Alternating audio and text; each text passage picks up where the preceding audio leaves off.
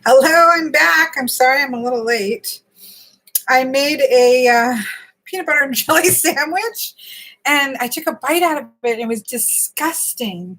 Like I don't feel like I've had peanut butter go bad, but it was not good. Like there was something wrong with that peanut butter. It was pretty gross. So I put a cup of chicken and rice soup into here so that I can just drink it because I'm getting hungry for sure. So I had to zap that real quick. Can we just talk about this amazing mug that holds a whole can of soup? I absolutely love it. Hello, Elizabeth. I'm a passenger in a car at the moment, so I'll only be listening. Oh. Hello, Shanora. We have made it halfway. For people who are just coming on or who are have no clue what it is that we are doing, we do once a year around Halloween time. We do a 12-hour live chat. This is our fourth one. We are halfway through. We started at 9 a.m. Eastern Standard Time, and we'll be going till 9 p.m. Eastern Standard Time. So we have made or reached the halfway mark at 3 hours. We stopped the video so I can go to the bathroom, get a fresh Coke, try to eat something. That didn't work out very well this time. It's now 3:30 in the afternoon. I haven't eaten, so I'm definitely getting a little hungry. So that's what we're doing. That is where we are at. Anaconda says, woo, it will get weird anytime now. She's ready for it to get weird. Sherry Beck says, do you think the things we feel drawn to can be from our DNA line hundreds of years ago? I don't know about the genetics. I would assume yes. Like, I think it's really interesting to see some of the things that I think are, so there's a whole question of nature versus nurture, right? What do we get through our nurture, through the things that are around us, the things that we're exposed to, versus what do we get from our genetics, what's encoded in? And I think that obviously we get things from both. But I think that there's probably far more that gets handed down through genetic lines than we think we know about, because we don't know everything about DNA and all about the things that get handed down to us, right? So if, like me, a lot of the regions in which my genetics are from are coastal areas, even like the parts in Sweden that I'm from, parts in Norway where I'm from, those types of things, right? Does that speak to why I always have a longing for the ocean when I've never lived by the ocean? Now, I've lived by water, but I've never lived by the ocean. And yet when I am at my most vulnerable, or when I'm at my most certain points, the call to the ocean is incredibly strong. So why is that, other than perhaps genetic memory? Like, why would that be the case? So I definitely think that there is far more to our genetic memories, as people call it, than what we might be aware of and what we might know of. There are similarities between, like I can meet an uncle of my brother's who, yes, he knew my brother had met my uncle, obviously, but they did not live together. They didn't live in the same town. They weren't exposed to each other all the time at a young age or anything like that. And yet there are not just, it's ways of speech, quirks that will happen that are identical, that they would not have been picked up on in a shared experience, and yet are there. I'll see quirks and things in my nephews that remind me of identically of Michael, and they had never met Michael before because of the younger groups that have never met. They've never met him before, and yet there are these really strong where they'll do something and it's startling. It will startle my sister and it will startle myself. One of my nephews in particular, he was a tiny baby when Michael died, and he doesn't have any actual memories of him, and yet there are so many instances where my brother or my sister and I will just almost be like, whoa, like where did that come from? Like, that was so Michael. So, I mean, I do think that there is something in genetic memory. I definitely believe that. But, we don't know what and what are not. But it's it really is a fascinating thing to think about. Anna, hello, Anna, and Astro Lady Tarot, Anna or Anna, I'm not sure which. I have had we were talking about that before the switch. I have had my DNA tested. And yes, then you add in, which we talked about this, like when we talked about ancestors in one of our live chats where the topic was ancestors, it's that same sort of thing, like how much is a pull from your ancestors, how much is a pull from your past lives. Those two components of ancestors and DNA and all of that kind of stuff, and the component of past lives, if you believe in past lives, which I do, those things overlap, right? So what parts are what are also that gets thrown into the mix. So it's really powerful and interesting. Molly says, I feel strongly pulled towards water as well. Water is very maternal, very nurturing and comforting. So maybe that very well could be. What's interesting is that I'm not just pulled to that calming, nurturing energy. It's also the energy of ocean storms. I paint quite a few sceneries of ocean storms and things of that nature, and just the kind of powerful, massive nature of that is the ocean, and in a way that I've never physically in this life I've never experienced. It's so interesting.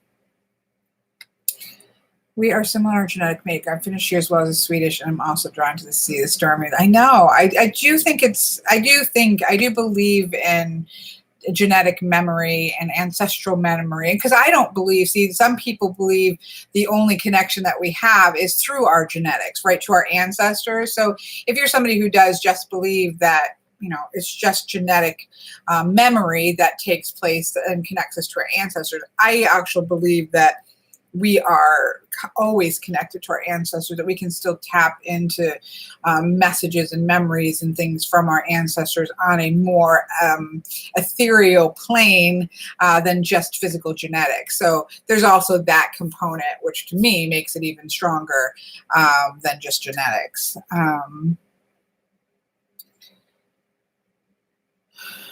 Standing beside the ocean shore during a storm is amazing. I live a block from there. Yeah, see, it's just amazing to think about.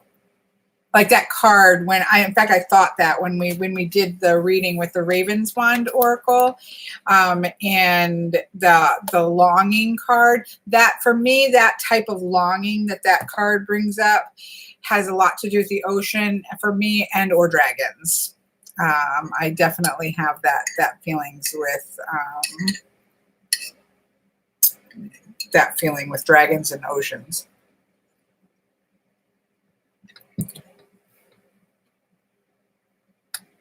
I know. It wouldn't surprise me, Miss Kaleidoscope. This isn't done. It's like the rice is not cooked. I'll just drink the broth.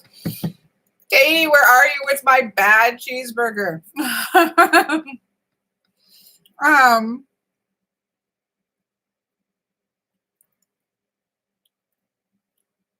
I have heard of this idea of passing down trauma. It's interesting because I don't know we don't know the chemistry that happens. Like, we do know that we hold trauma in our bodies. I know that for sure.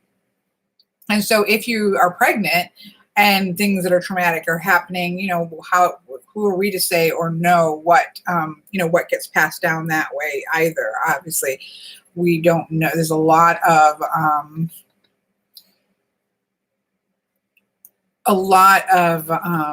gray area in our knowledge. And that doesn't mean that they're things that are not true. It means they're things that we don't know, right?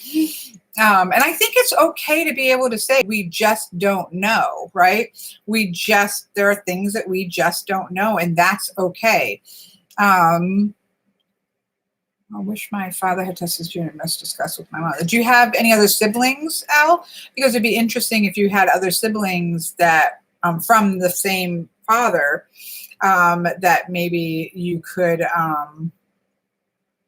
have him tested, because at least would bring some other pieces possibly into play. If you did yours and your brother's and your mother's.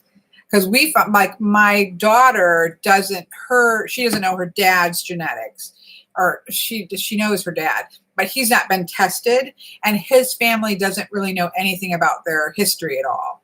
He doesn't even know what his ethnicities, like, he's made up of.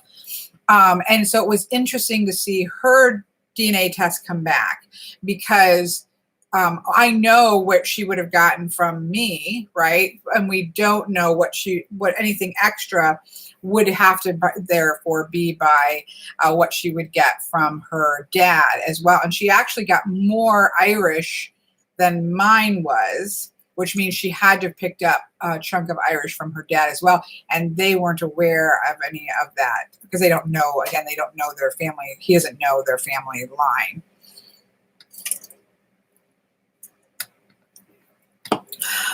Lady Knight says, when I do ancestor readings, how many generations do you take into consideration? I don't take specific generations in when I do ancestor readings. Excuse me.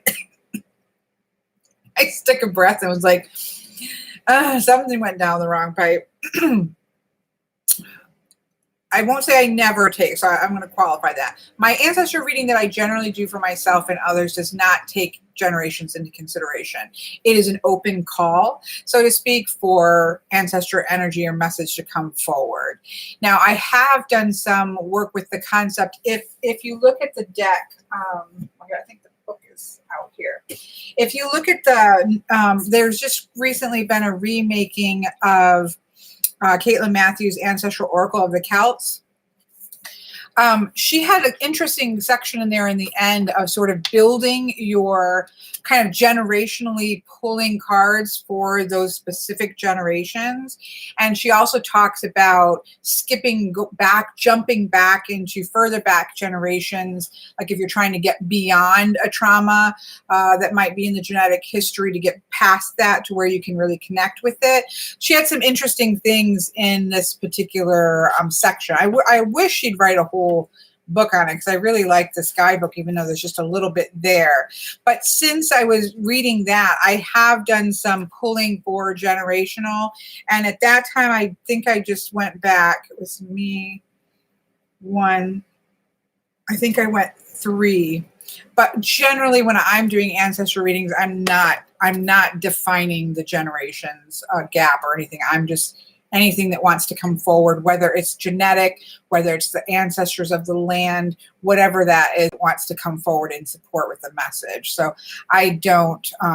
Now, I will say that when I've done other things, like at calling maybe for healing for my sister or something like that, I have gone to then specific ancestries where I've gone back much further in that kind of call for as a daughter for a daughter. I've talked about this before, I think in the ancestor one, but then I might skip back to where that power tug feels and go back there. But hopefully that answers your question. I don't know if that helped at all. Yeah, it's republished. Sorry, this is not new. It's just been republished recently. And what I really love about this is that it's super, you've got your masculine and feminine of each age groupings all along. roles and masculine and feminine energies it's completely half and half, and it's really powerful. I really love how they've done. I haven't worked a ton with this yet, but so far I'm really enjoying it. The deck is I think you're talking about a different one. The Celtic Shaman. I have the Celtic Shaman one that is by the same artist as the original Wildwood Tarot. Yes.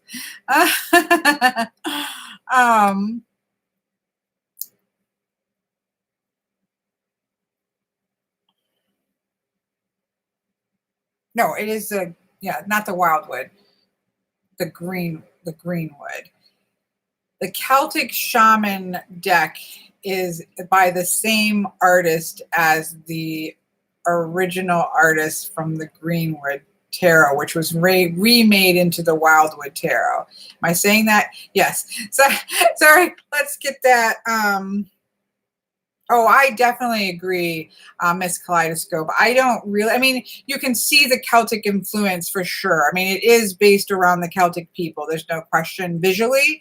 But in terms of, I don't think there's anything in there that ties it as to could only be for that. I certainly haven't used it that way. But yeah, see, it certainly would be different visually, having those components.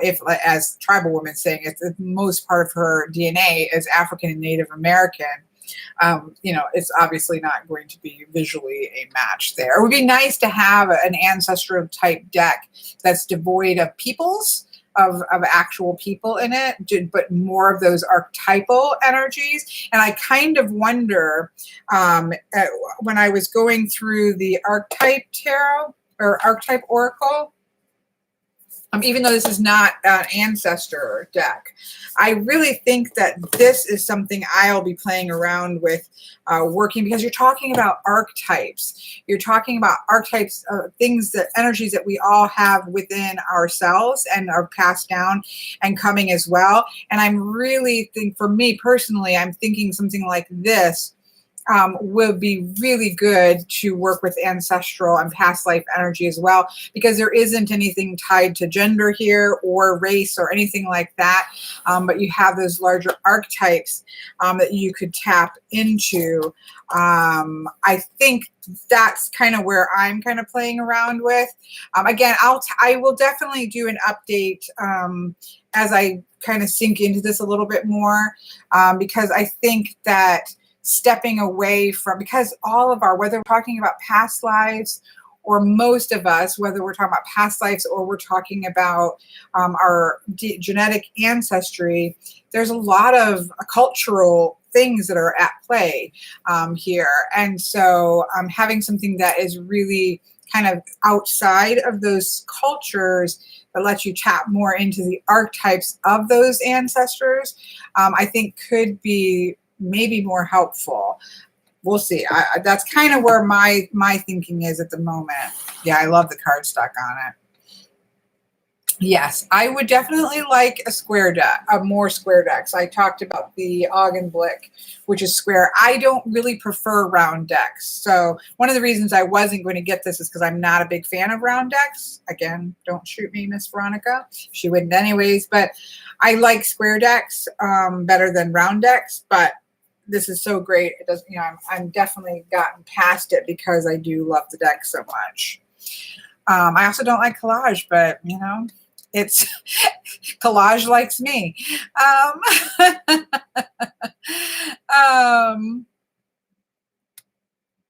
Lady Night, I wish I could spend my time researching all these things instead of living a mundane life with a 9-to-5 job. Oh, I mean, people have them. I remember some of the things that we're talking about is stuff that I've looked into my entire lifetime.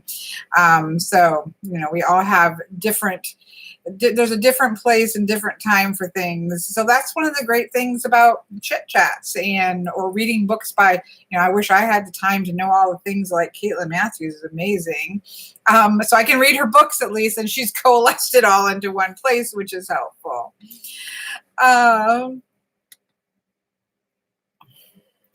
Yeah, I definitely agree, Al. I do. I wasn't. My intention wasn't to get the deck, to be honest, because I would have liked it to just all been drawing minus the collage, because it's just not the style. Even especially this particular style of collage, where it's not a digital collage, it's cutting things out and sticking it on. So I really wasn't intending on getting the deck, but then when my friend Patrick did a walkthrough when he got into, because they stock it in their store. So when he got it, he did a walkthrough of it, and so I was able to see it all. And I was like, oh, this is more like there's something here, and so I got it anyways, and I'm glad I did.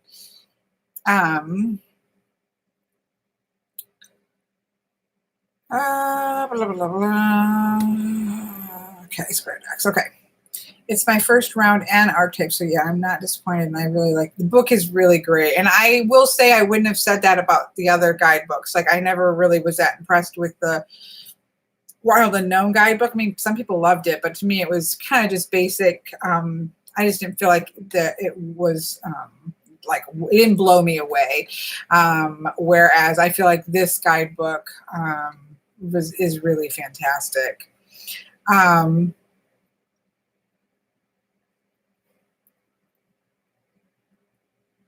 My other kids are half wine, and the kahuna used to tell me 5 cents wine is wine, and I went from there. Awesome.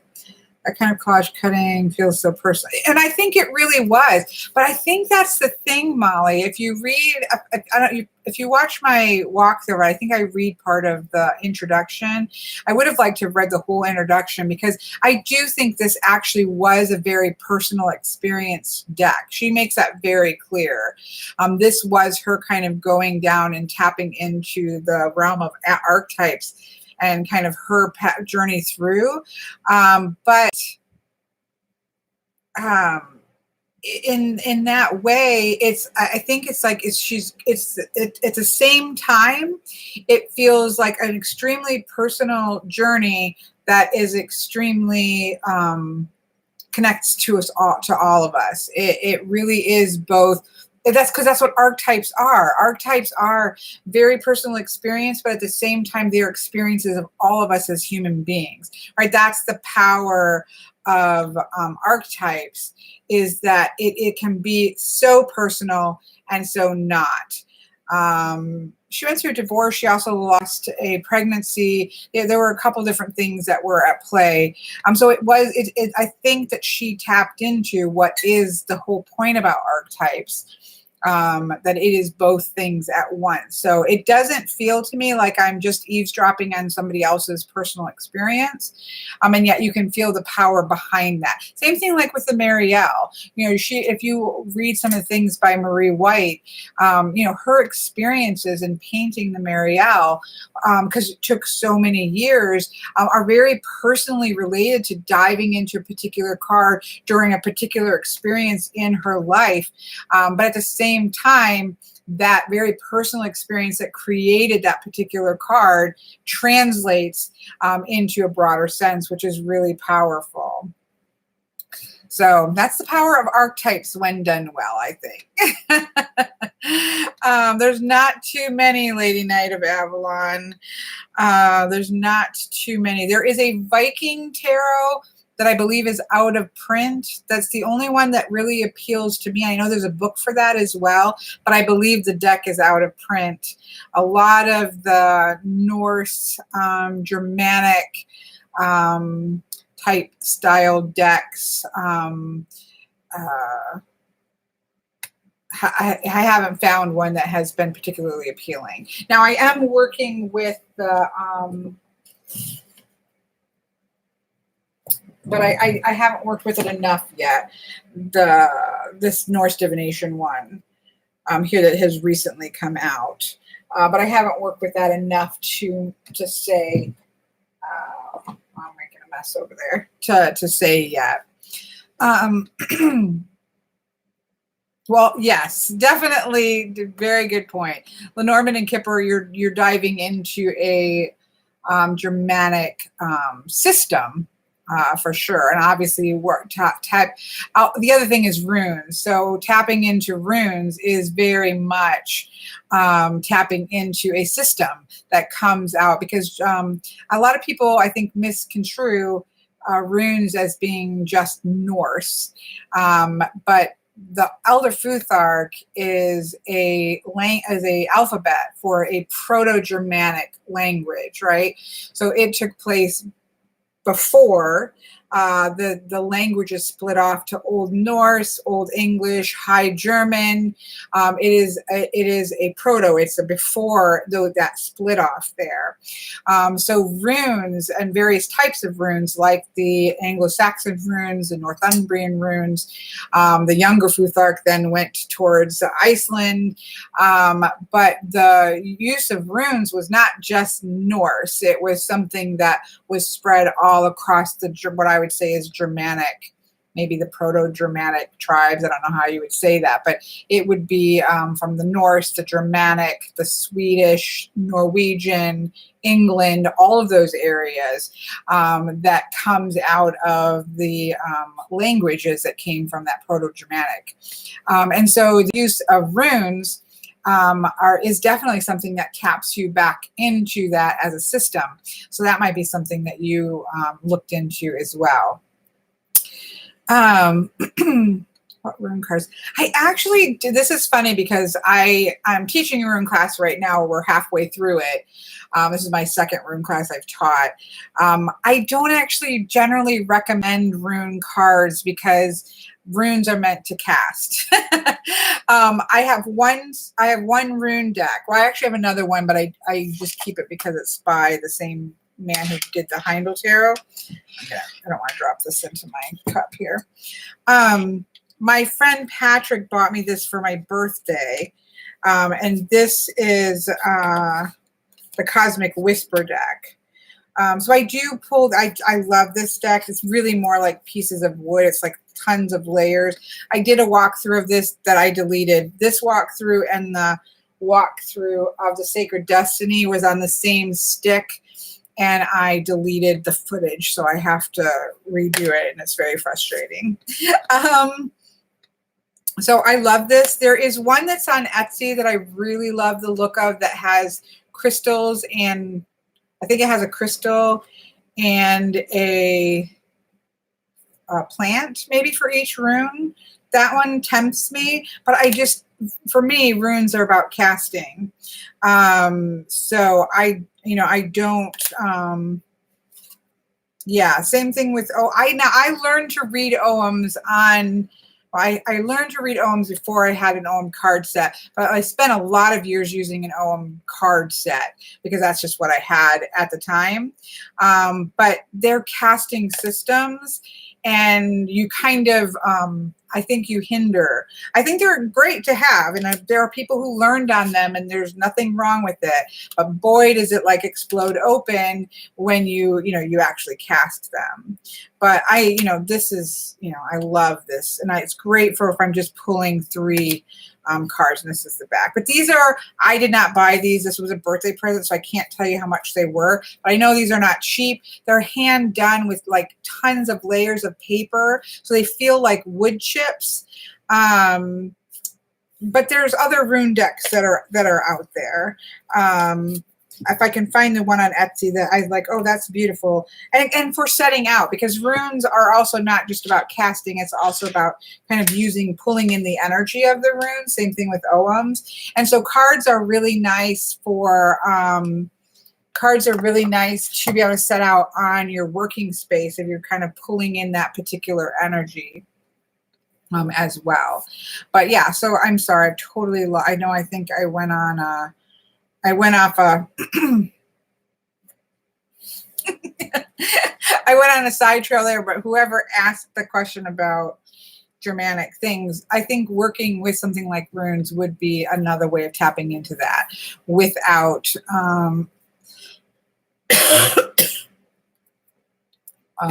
without a particular deck that are harder to find, unfortunately, with that. Hopefully that makes sense. I have a set. It's a double set of rune cards already. Very interesting to work with. I used to cast runes so then pull the cards. Yeah, that's a nice thing to do as well. I hope you had a nice visit with your granddaughter, Leslie. Yes, I had actually contemplated Tribal Woman of, actually there was two iterations, one where I was putting in an actual full set of ohms and then a full set of runes. And I'm still contemplating, at least for myself, making up a set of runes and ohms onto the same size token so that I can combine and use them together.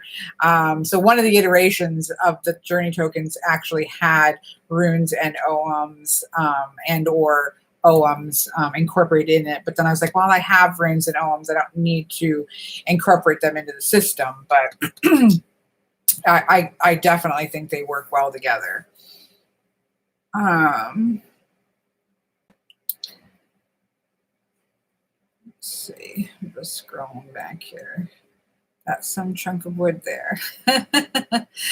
If you're talking about those, yeah, they're not wood, they're paper, but they shuffle. I enjoy shuffling them. I constantly find myself picking. Those generally stay just on my working table. But in general, I'm a caster. Thank you, Miss Nikki. Okay, so let's go ahead because we're going to be coming across the next hour actually soon. And I want to pull, I'm going to open up this deck that we had, I ordered to open during this live chat to give us something else to do. I was a little bit, again, skeptical about this just because of the artwork style. And because there's humans in it, and I don't tend to like my animal decks to have people in it. However, what I like is that this is maybe more focused on that interconnection between working with that particular animal versus the animal standing on its own, which is fine because I have other animal decks that I love. And I also had a friend who said she's just gotten amazing readings from it. So I decided to give it a go. So the deck is called Divine Animals Oracle, Deep Wisdom from the Most Sacred Beings in Existence by Stacy DeMarco. The back says, the voices and energy of our animal kin have always been a part of our human experience across most cultures and time frames. The stories of their relationships with the goddesses and gods entwine the two energies. Oh, that makes sense. So it's more of a combination between divinity and animal energy, which you do often see entwined in the stories. Causing that partnership, tapping into that partnership. So you would never, like if you think about Odin, right, and his ravens, when you think of, oh, well, when I think of Odin, I think of the ravens, right? That I don't see those separate. Even the Morgan, when I think of the Morgan, I don't think of her separate from crows and ravens. That energy is combined and entwined. So maybe that makes sense then why there's that there. Featuring animals and mythos from across the planet, this unique oracle is not only truly beautiful, but will deliver accurate and compassionate insight to the reader. All right, let's see. Let's see. Inside has, we'll just do a full flip through and then a reading. Quick flip through and a reading. Chunky book.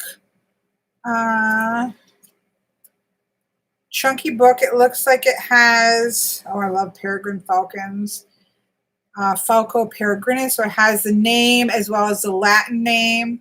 It has an observation, and then it has, excuse me, it has a mythos as how it's tied into mythology. I love that. It has it about the animal itself. It has magic, symbology, and status. So it looks like a nice little bit. We'll see. Can you say the name again of those golden rune cards? It's called Cosmic Whispers. Here we go. Cosmic Whisper Rune Deck.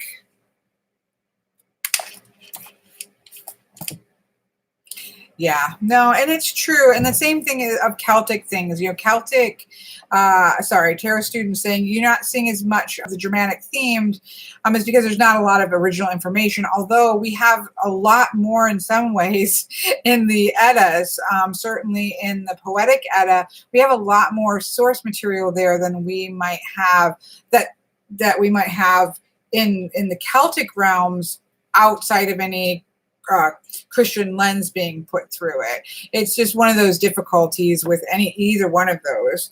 And truthfully, we have a little bit more with the Germanic than we do. Yeah, I like how this deck is set up. Okay, I'm going to keep going here. So it looks like a nice guidebook there. Here's the backings, which I actually really like. You have what looks to be a tiger, a hare, a horse, and a bull. I actually really like that backing. And it's a real dark blue in person. I like it. It's typical. This is a Rockpool Publishing. It's not always the most amazing of cardstock, but I will say Rockpool Publishing holds up very, very well. I riffle shuffle the heck out of my Rockpool Publishing decks, and they hold up really well. So, okay, so keeping in mind, what this is supposed to be is a combination between the divine of mythology, of divinity, of a culture, as well as an animal. So let me get this first one out so we can see what it looks like. The book has a little color thumbnail. So let's just see what the guidebook seems like. So here's the gorilla. I know they're glossy, and this isn't the best camera for this. The gorilla, the keyword for gorilla is peace. It says to seek or negotiate for peace is a position of strength, not weakness. Choose peace rather than war. Strong leaders lead by example. The greatest kind of strength involves restraint. And it talks about a story from Zamba. So it says, I don't know how to pronounce this correctly, and I don't want to be offensive. So it's NGI. I'm not sure how you would pronounce that. Is one of the four sons of Zamba, the creator god of the Uwundi, I believe, people of Cameroon in Africa. All of nature, including the sky and stars, was made by Zamba, all things except human beings. He decided to give that job of creation to his four sons with the instruction that they make man into their own image. His four sons were Kokokan, I'm not sure. The mantis, who is wise. Woe, the chimpanzee, who was curious. Otakut's the lizard, who played the fool. And of course, I don't know how to say that. NGI, the gorilla, who was strong. So it goes into this whole section about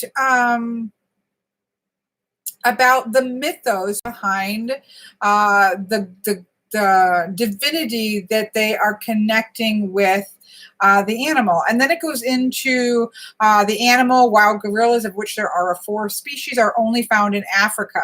They are the largest living primates and share between 95 to 99% of their DNA with humans. And it goes on and talks about the different types of gorillas that are there. And then it has a section called Magic that says, everyone has heard of King Kong. I love King Kong. He makes me cry every time in every iteration, and I've watched them all. So perhaps the idea of gorilla magic inciting peace, oh, of course he is, and sociability may be shocking. We know of the huge physical strength of gorillas, but he was so sweet. I love the scene in the newer rendition of King Kong where he's spinning on the ice. Oh my gosh, it makes me so happy. When you need to exercise the same restraint, or you need to be the peacemaker in a situation, calling gorilla magic to assist. Symbology is silverback, gorilla hand, gorilla on summit of the mountain, and then the status of the animal is being endangered. So there we go. I'm not going to do that for all of them. I'm just showing you. You don't like monkeys? I like monkeys. Okay, so that's that. Let's just see what the cultures are. I'm just going to do that as I go through them. Uh, Hello, Fanatic. I've been following your videos for a while. I love your passion to deliver about tarot and all. Thank you so much. From the US to Argentina. It's lovely to meet you. Here we have the links, which is associated with Demeter. And so we have Demeter down there underneath there. We have the red fox, which is associated with Kami, which is the spirits worshipped in Shinto religion. Kami are manifestations of energy. So it's Japanese. So connected with the Japanese. We have the owls, owls here, which are associated with the Greek goddess of Athena. So far we have had Africa, Greece, and Japan connection there. Sorry, I'm trying to, there's quite a few pages there. The book is great. Here we have Wolverine, which is tied to Norse. This is tied to Vidar, and who was the younger son of Odin and the giantess. He is the half-brother of Thor and Loki. So we have that tied into the Norse. We have the honeybee, which is tied into Aristeus, the son of Cyrene. Is it Cyrene or Cyrene, the huntress, and the god Apollo? I like him. I like his face. We have the armadillo, which is tied into what culture? Looks like Spanish or Mayan culture with the armadillo. I like the guidebook actually, because I have a lot of animal decks. So this is actually but we've got masculine and feminine gods and goddesses for once together and combined with animals. So I don't know. This might work for me. We shall see. I'm going to just go like this and this and this and this and see how we come out. But so far, I'm seeing a real nice blend of gods and goddesses along with animals. So I might like that. Here we have the sea turtle. Oh, I love this. And this is Hawaii. There was a beautiful magical sea turtle called Honupokai, I'm not going to say that, who live in the waters of the big island of Hawaii. So this is a Hawaiian combination with the beautiful sea turtle. I like that. It's really beautiful. I know, we don't get that very often, Molly. I'm getting a little excited about it. Do you know who that is? Somebody I know. Oh, here's Jaguar. This is with Mayan. Ooh, look at that. Look at that. I do love the way her body is physically the posture of her body with that jaguar is very, very powerful. At birthing times, this is somebody in a posture to give birth, and then we got that jaguar. I like that. It's kind of powerful. Elephant. Of course, this was probably Hindu. Yep, Ganesh.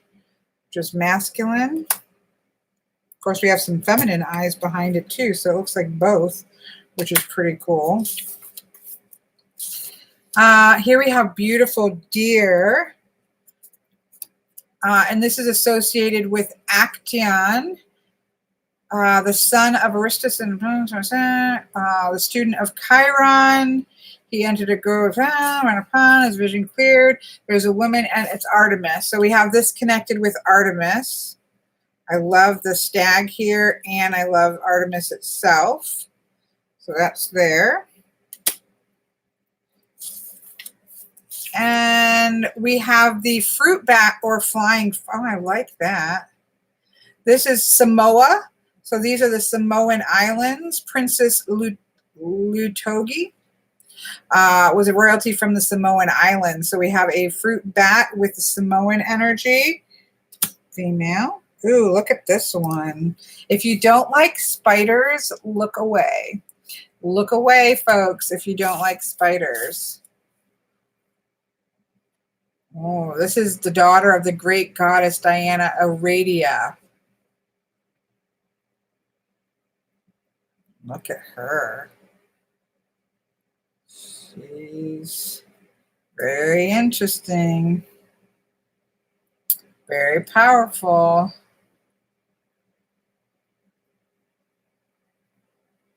I like it. I like the mythology story there. I like that portion. That's pretty cool. Some of them also have a blend of masculine and feminine, which is nice. Here we have next we have the seahorse. This is associated with Silesia. The king of all the great Neptune saw her. So this is associated kind of with Neptune and this beautiful sea nymph Silesia. So you have both gods and goddesses there. Ooh, look at the snow leopard. Here's the snow leopard. I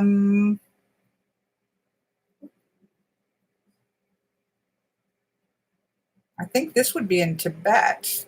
It's talking about in a valley surrounded by high rocky mountains lived a people, and the high passes within the rocks between the sky and the land above the flapping of the prayer flags. We're talking about the Himalayas, Mongolia, this type of area. So I'm thinking like around Tibet type energy there. That doesn't really have any humans so much in it. It's got shapes of a almost like a Hindu-looking male figure at the top. All right. I'm letting people chatter away while I'm not paying any attention. Here we have meerkats. Do we not love to moan? This is the Bantu tribe in Africa. So we have a call back to Africa, a different area of Africa. I don't see any people in this one. So sometimes we don't have people when the gods themselves take animal form, I suppose, which is kind of what we have here as well, although there is kind of a male looking at the top. Meerkats, I know. Oh, here's my wolf. Look at her standing in front of the wolf. This is Scotty. So we have the Nordicness in there. With the beautiful wolf. I love that. I would still say a little bit more so far females than males, but at the same time, there's a nice number of males. Here we have the sea otter. I love otters. And this is a Welsh goddess, Ceridwen. I do think that it definitely has a feeling of... I don't even know what I was going to say. I lost my train of thought because I was reading. Somebody asked if she was standing in frozen water. Yeah, she is standing in freezing water. She's Norse. She doesn't care. She's used to the freezing waters of the north. Come along now. Come. I love the sea otter with Ceridwen here. So we have now the Welsh pulled in. It seems like it's a nice variety of different cultures that I quite like. Ooh, look at this image. The goat. We learned about I cannot pronounce those. But this is Norse. These are the goats that pulled Thor's chariot that I am going to slaughter. So we definitely have some Nordic ones in here, which I like to see. But look at that. I mean, he looks like he could pull the chariot of Thor's, right? Powerful. Next, we have the swan, which is linked to Leto, which is Apollo's mother. Definitely a lot of Greek myths and Roman and Greek myths, but that makes sense. We know those myths well. Next, we have Lioness, which is Egyptian, Sekhmet, which makes sense. I don't generally like animal heads on top of people, but in terms, yes, it does, Anna Teresa. I wonder if it's the same artist. It's a good question.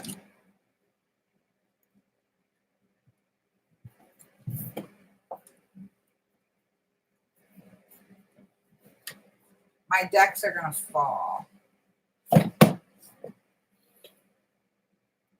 It's a Stacy DeMarco deck. Both of them are.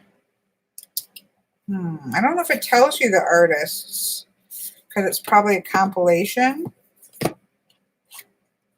It is? Oh, you checked already? Okay. I was just going to try to figure it out.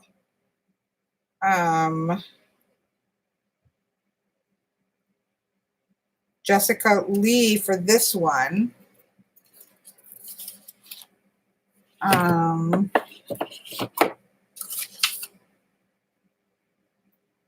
Yeah, it's the same creator, and I love the art for Queen of the Moon Oracle. This is another deck that I'm falling in love with. Not into my favorites, but I do love it. Okay, so that was Sekhmet. Let's see. We have Sacred Ibis. Of course, this is connected with Thoth. We do not have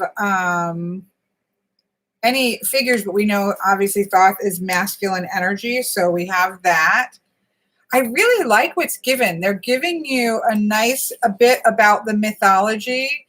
I mean, you're going to have to still do your own work, but it does give you a nice little bit, and then a nice bit about the animal itself, and then the combination of the two and the magic of the combination of the two. So I like that.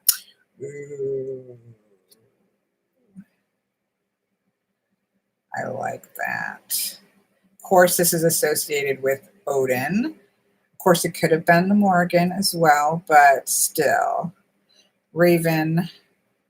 I will say it's very hard to read the keyword on this one. It's news. News is a bit much. I mean, I would have picked something a little bit like mystical message or something like that, but I love the image. That's associated with Odin, so that's masculine, and there's a man sitting there in his mouth. It was also mentioned that ravens are the star of mythos that crosses many cultures, including that of the First Nations, Celtic, Welsh, Siberian, Mexican. Ravens are often characterized as being tricksters or information gatherers. What does he hold in his beak? A person. I think it's Odin, probably. Oops, it's not gonna. Let's see if it says.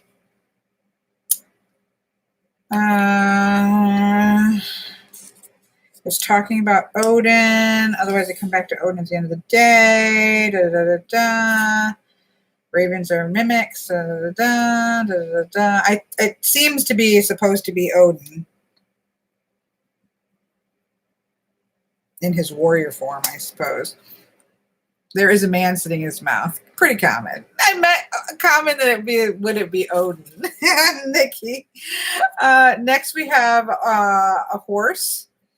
There was once a young king who lived in a castle upon the hill. He was out riding.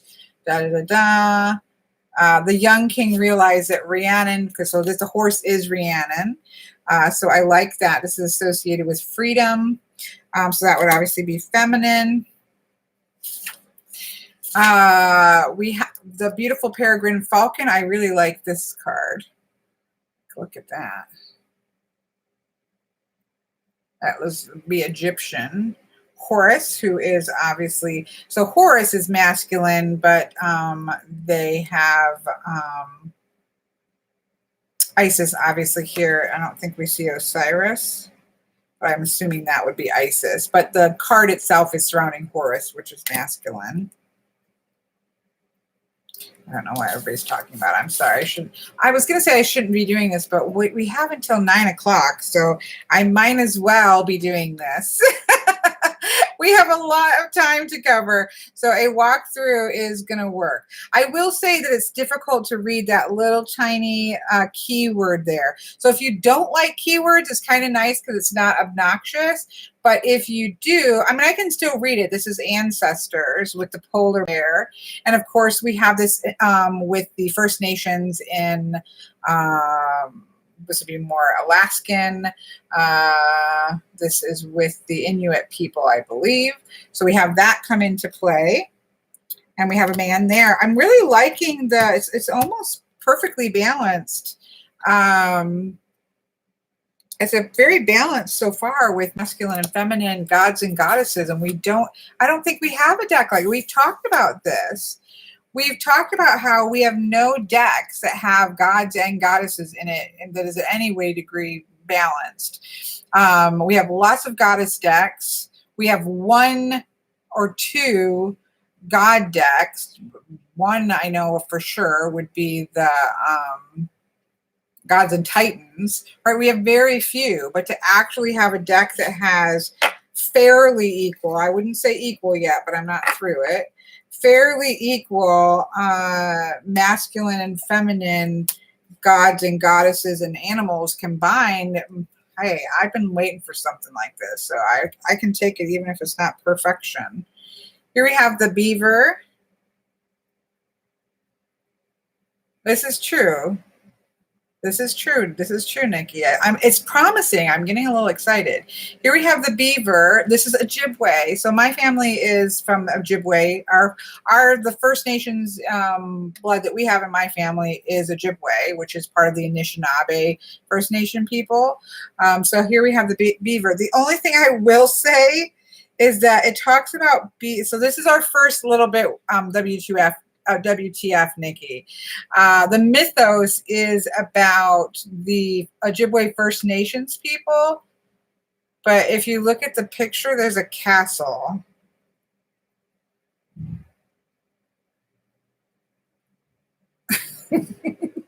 I'm pretty sure the First Nations people did not live in castles. I can channel back to my ancestors and say that even though my ancestral is a drop in the ocean, I'm just skimming here. I'm skimming here. I mean, there are otters, or there are beavers in places where there were castles, and it does talk about how there are beavers in other places, but that's pretty funny. It's still not too bad. I can ignore that. If you just squint, you can just think those are tents or something, right? There's always something. There's always something. So this is really not it's just an animal. It doesn't have any male or female in there. You ruined it, Nikki. Hello, Leah.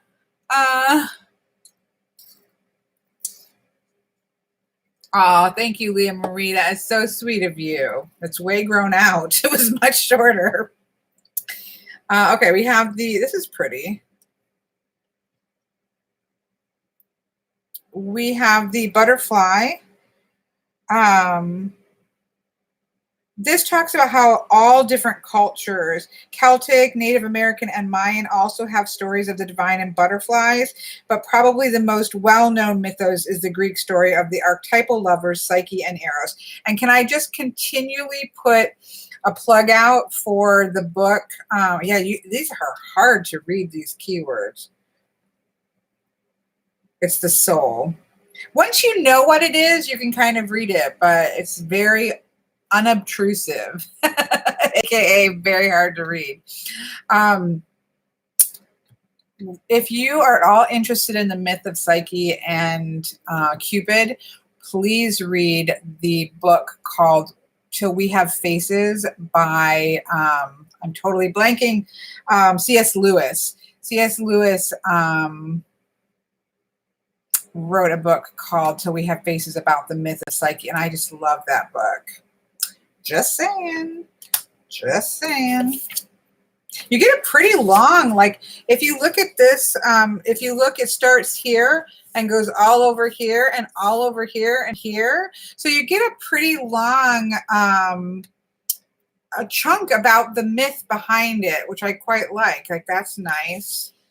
Then we talk about the animal, and then we have the magic. Okay. So if you're just coming in, we're doing a walkthrough. We have 12 hours. So I ordered this deck to come in. while we were doing live chat, so we can look at the deck together. This is a red-crowned crane, and the keyword is loyalty, and this is associated with a Japanese story. I definitely like the mix of cultures here. Oh, here we have the beautiful orca with song lines. Oh, look at that. You are walking in the bloodlines of your ancestors, but you are an individual who makes your own destiny. Seek better communication with family, nourish yourself, and exercise extreme self-care. This is about Sedna. You know, there's not a lot of Sedna stories, which is a Inuit story. The Susan Sedna Belay deck has Sedna in it as well. So this is a much prettier picture of Sedna than the other one. Here we have the hare. Oh, this is beautiful. This is for Easter. She's the goddess of spring. I mean, that does look like how you would picture her, which is really beautiful. I don't mind. I know some people complain. It is a tragic story, and I do think that the Susan Sedna Belay one speaks to the tragedy more. This one is speaking more of her as she's dreaming the animals. But I do, the one that is very powerful, the one in Susan Sedna Belay is very confronting and more powerful, and yeah, that power aspect. This deck is definitely not going to go there, but I think that's beautiful.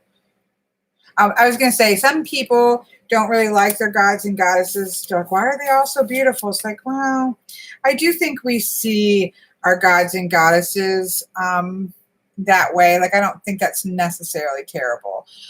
Look at the rhinoceros with this guy on his back.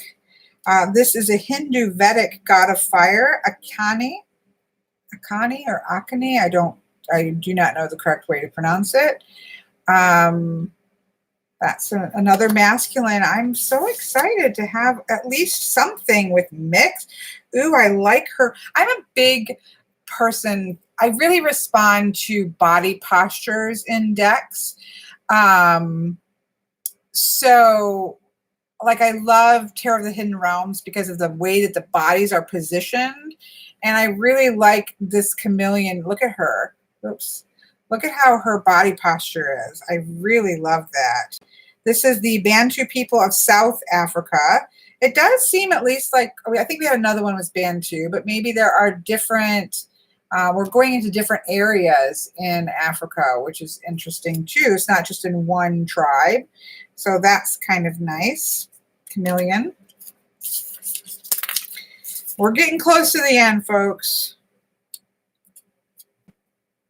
We have the Hindu, Hindu goddess Durga.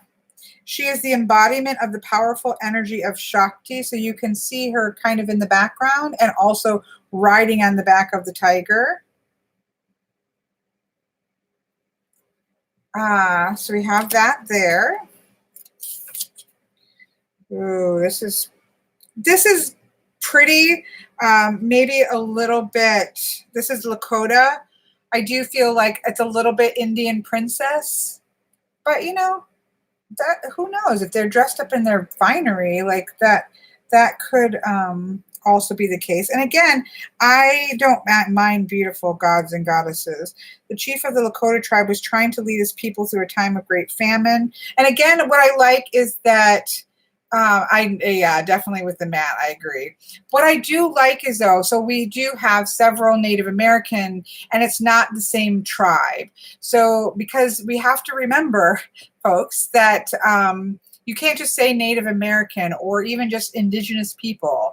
or indigenous tribes, right? The different tribes had different stories. And yes, some of them that lived in similar areas are going to have similar stories, but America's quite large, and some tribes in Florida are going to have very different energy than tribes in the Southwest, or in the North, where I'm coming from. The Ojibwe are coming up into New York and Ohio, and probably up into Canada area. That's going to be very different than a tribe of indigenous people from Florida. So I like that in Africa, again, you're seeing a couple different tribes. In the Native American, you're seeing different tribes because they're going to have different stories as well. So that's a plus, I would say. Here we have a shark. This is the people of Polynesia, and talking about a shark god. I cannot say his name. He is the cousin to Pele, the goddess of. So we do see Pele here, but we also see the god itself is the shark. So I'm going to call this as a masculine because it is the god, the shark god, who I cannot say his name. So that is there. We have cat, which is, of course, connected with Bast, which makes sense. I'm not sure of any other cultures that I've heard of with cat ones. I'm not sure. Here we have hyena for fear. This is West Africa. So we've had South Africa. I believe we've had Northern Africa. And now we're looking at West Africa. About the spotted hyena here, and the idea of darkness and light, day and night, abundance and not. There we have that. This isn't really Muru of Kenya. Actually, this is a god, or is associated with a god. There's just an animal on here. There's not a particular person, but here we have the peacock. Oops, let me turn the page. This is associated with India. It is the belief that peacock feathers bring luck. Lakshmi is the Hindu goddess of wealth, light, and prosperity.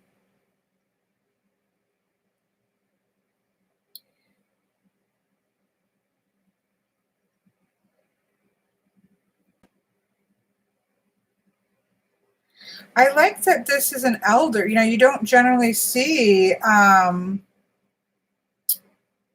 older Lakshmi. So I think that is also really cool.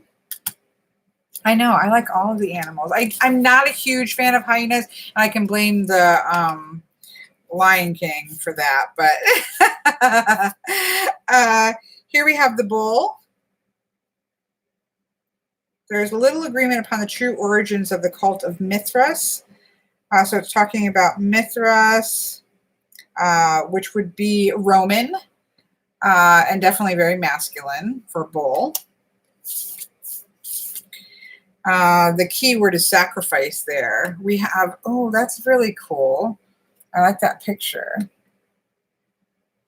Look at her with her bow. I love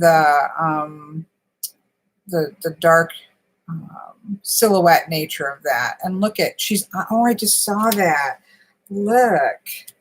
Look at, she's on this, so you can see trees and things and going out, and you can see, doesn't that look like your dog's face a little bit, Nikki?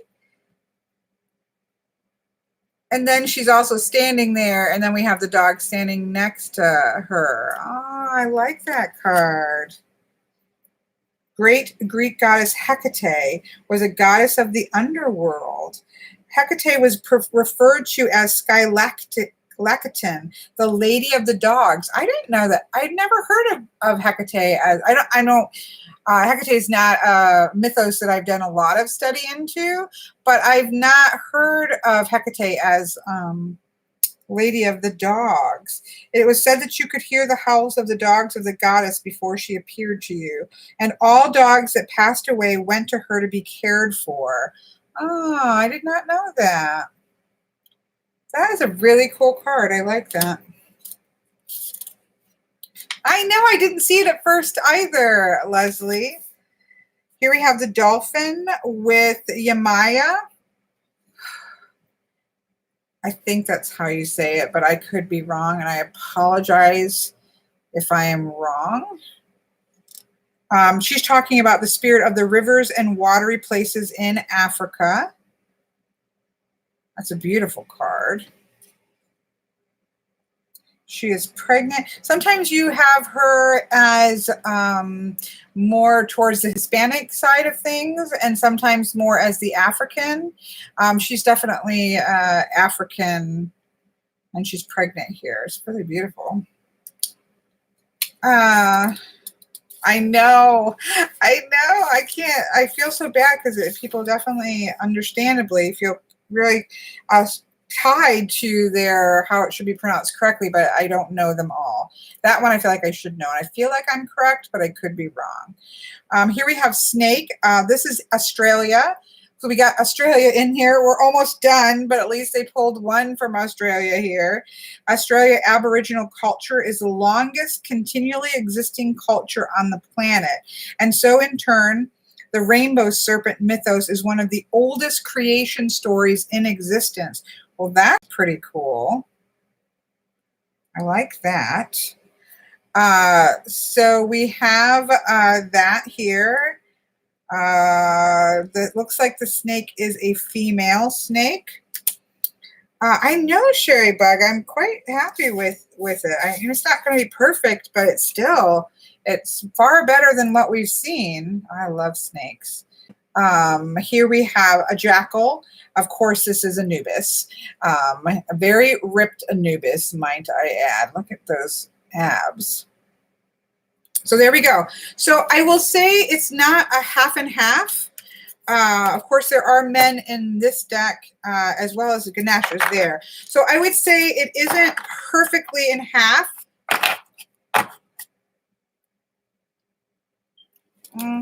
It's impossible for me to show this correctly. Here, I'll do this maybe. It's not perfect in half, but it's pretty decent, I have to say, for what we normally get in decks. It is the closest I've seen come to having a mix of gods and goddesses. We just don't get those. So I'm really, hi there. Thank you on the cusp. I'm glad you love my ears. Apparently channeling some Bast, right? Anyways, I have to say I'm thrilled that thank you to Stacey DeMarco for even trying so well to have masculine gods and having masculine and feminine divinity in one deck with a bunch of animals, which we, not all of us, but some of us love. So I am actually really pleased to see that. It obviously could have been more masculine, so it was perfectly 50-50. Yes, but it's pretty fantastic. Yeah, I just feel like, Molly, we don't get that. I don't know Forever Wear because I've not used it for readings, but let me go through some of the keywords real quick because that might be, I wasn't really looking, to be honest, at the keyword. I know there were some shadow keywords like fear. We have stability, groundedness, release, authenticity, wisdom, loyalty, peace, work, happiness, prosperity, strategy, ritual, the watcher, power, intuition, observation, reliability, change, kindness, equality, connection, more ancestors. So bigger energies like leadership, responsibilities, our will, soul, songlines, creation, protection, companionship, freedom, messages, secrets, fierceness, sacrifice, beauty, reciprocity, transformation, moderation, learning, fear, purpose, truth, and cycles. So I feel like, yeah, there's not, other than fear, there's not a lot in terms of that realm. But I don't feel like it's all fluffy words either. It feels like bigger themes, which makes sense with divinity, right? You're going to be looking at larger archetypes there. Anyways, I'm just happy to see a deck that has gods and goddesses together and a whole bunch of animals.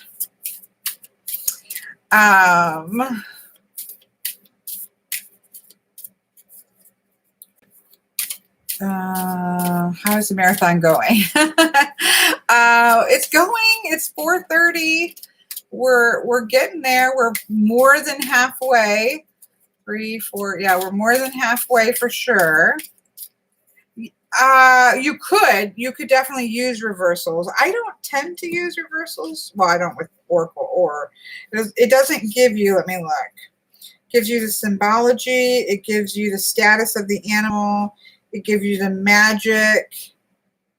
I mean, like if you think about the spider, it talks about both the trapping as well as the powerful tarantula magic of protection and connection, but also that it can be trapping as well.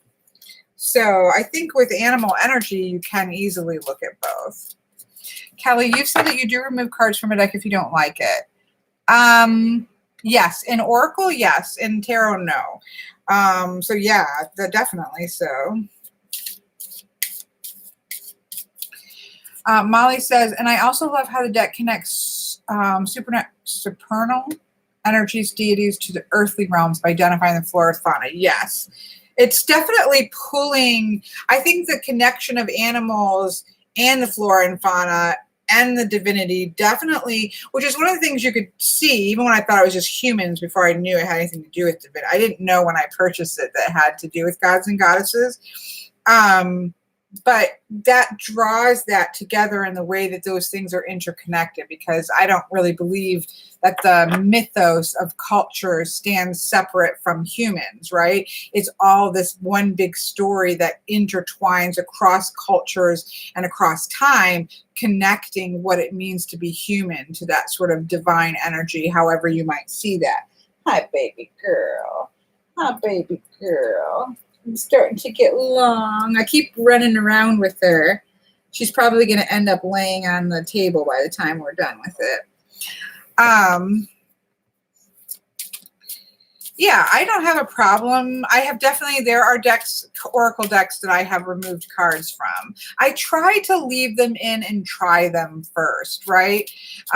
So because sometimes, let's be fair, sometimes decks or cards that rub us the wrong way might still have something to teach us, right? Might still have something to say. So I do, most of the time, I remove Oracle cards that I feel like have repetitive energy, because sometimes it happens in Oracle decks where, again, I think they're trying to use specific artwork up, and so they have energy which is just repeating itself. So I'll pull for that sometimes, or if it's just something that just doesn't sit with me. But in the case of not sitting with me, I do try to do some readings with it in, just to see if maybe there's something that I need to be sitting with that, because there's a lesson there, right? So that's kind of how I approach it. But sometimes it's just like, I don't like that artwork whatsoever. Like, it's law. I can't handle it. Like the clown card. I've left the clown card into the archetypes deck. But it's, you know, so far I'm leaving it in, but it pains me to do so.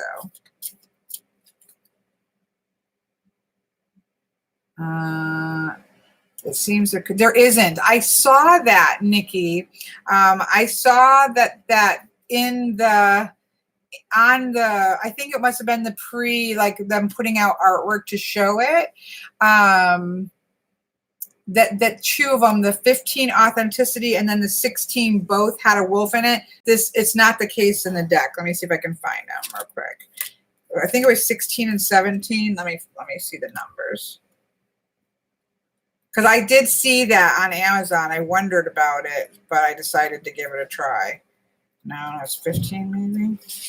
Anyways, there are not 2 wolves, but let me see if I can find it.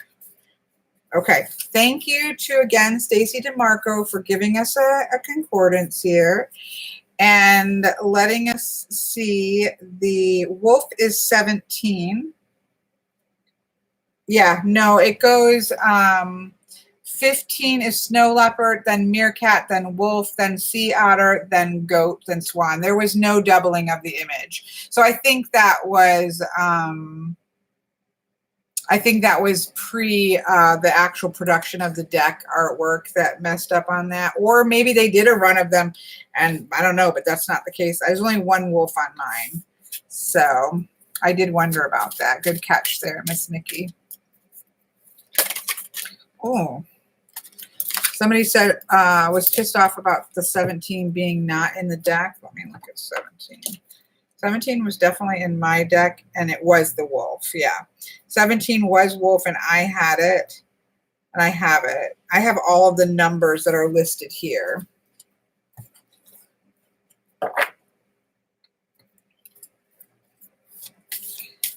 Yeah, you leave in dupes or extra cards. Just leave it all in there. I do like cards that have...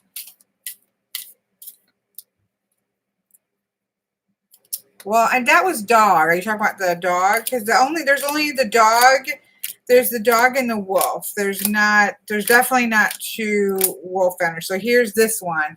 And I saw this almost the same image, and like she was repeated in another image, but this is the only image with those two in it. Yeah, I know what you're talking about because I saw it, but there's nothing repeated in here, and all the numbers are here. I love that card. That's pretty cool. Okay.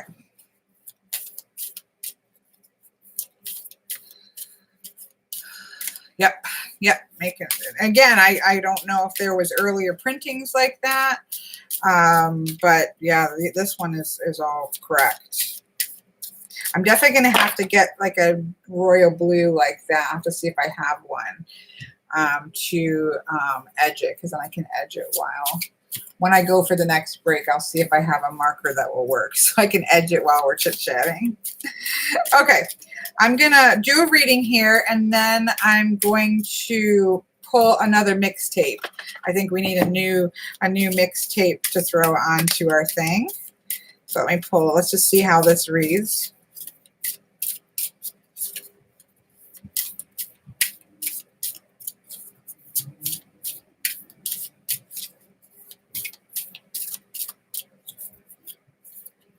It's okay, Mel. Somebody's running up and down the stairs. I'm about to like order some sushi or something. I'm kidding, but I'm like, oh, I'm getting hungry. I think I might order some sushi.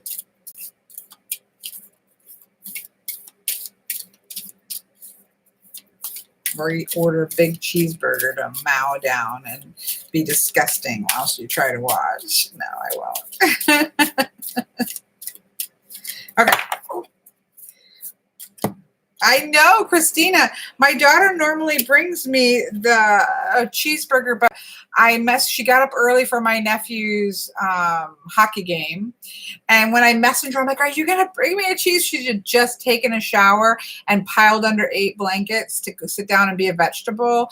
And I told her,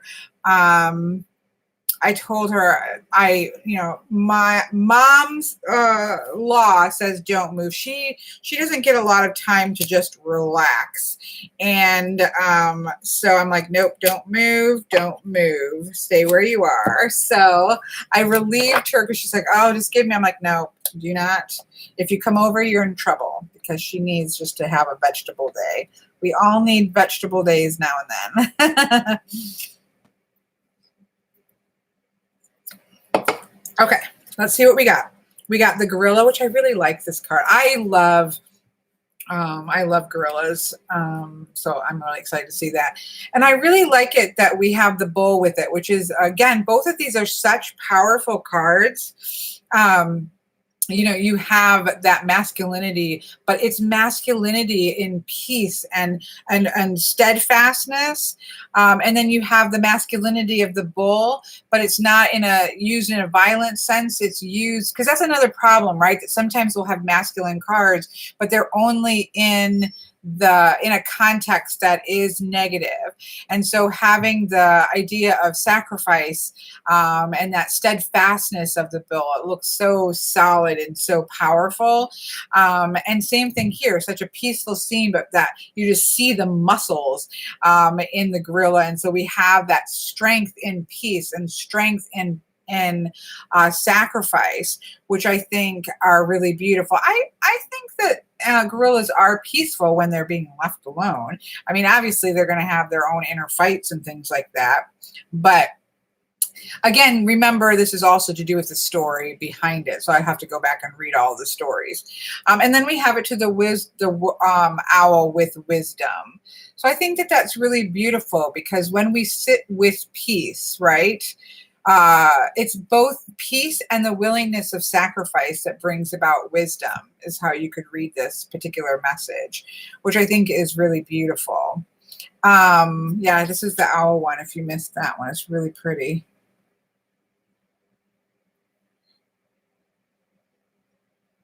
Yeah, it's a really pretty card. So yeah, I like that message. We'll see. Again, I've just literally opened it with you, so I can't tell you how it's going to read or not read. Let me pull it with this, look at it with the,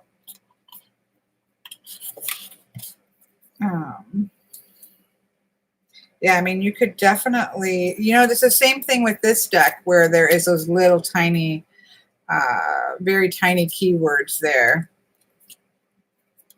There's a surreal nature to the moon one. So it's definitely, while it's the same artist, it's a bit of a different feel to it. There is a moony surrealness to, I think I've done a walkthrough of this deck as well. I love the back of this deck also. But you can tell that it's the same artist. At the same time, it does have a different feel to it. So that was a long walkthrough of the Divine Animals Oracle by Stacey DeMarco. I'm actually really thrilled with it. Again, as I've said a couple times, we don't have a lot of decks that have masculine and feminine energy in the same space in terms of oracle decks. So I'm going to give kudos to Stacey DeMarco for trying to do that. It's not a 50-50, but it's, the best I've seen. And then it can combine with the animal energy. And as Molly was saying, that feeling of bringing divinity together with earth, because there is a sacredness of earth and sacredness of animals. And then you have the sacredness of that divine sense and what's sort of up in the cosmos, and it's bringing those things together, which I think is really powerful and could lead to some powerful insights. So I'm optimistic about that for sure. This whole thing is gonna fall apart. This is we haven't gone through this. I don't know if we will, but this cubicle is like just either new things or things that I'm trying, or I'm just curious. I don't know what I feel about them yet. That's what's in that cubicle. I just got my Pathfinder. Oh, yes. Let us know what you think, Miss Molly. I was buying from US Games in the 70s. Everything was 70s. Yeah, definitely less choices then, for sure, right?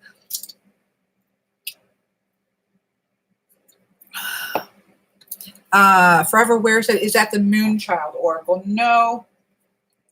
The one that we just walked through is Divine Animals.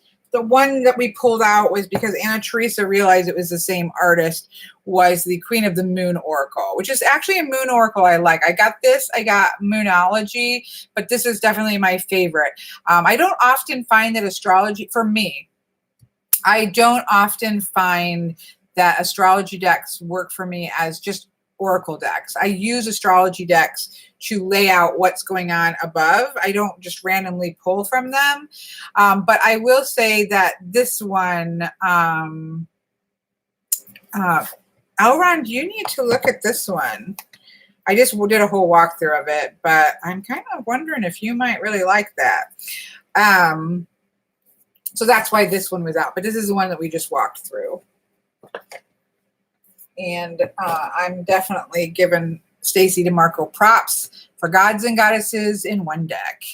And for masculine strengths. Again, I think that there is sometimes when we do see the masculine, it's showing up as like conquest or this or that, where that I feel like has a mix and has this a calmer state to the masculine energy as well. So we'll see.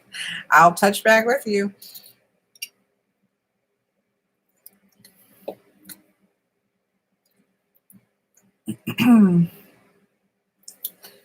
I missed something. We're hanging. Something's hanging in there. I don't know what's hanging in there. We're hanging in there. Look, it's almost 5 o'clock, folks. It's almost 5 o'clock. I'm gonna have to go to the bathroom again before this is Oh, my ears are hanging in there. Yes, they are. I haven't taken them off yet. They're kind of leaning forward a little bit, but they're hanging in there. They're still on. The spider webs are still on. They flipped? Probably so. I think it's time to pull another mixtape. Are you ready to pull out your songs, folks? Let's see what we're going to get. Let me get Spotify ready. Spotify.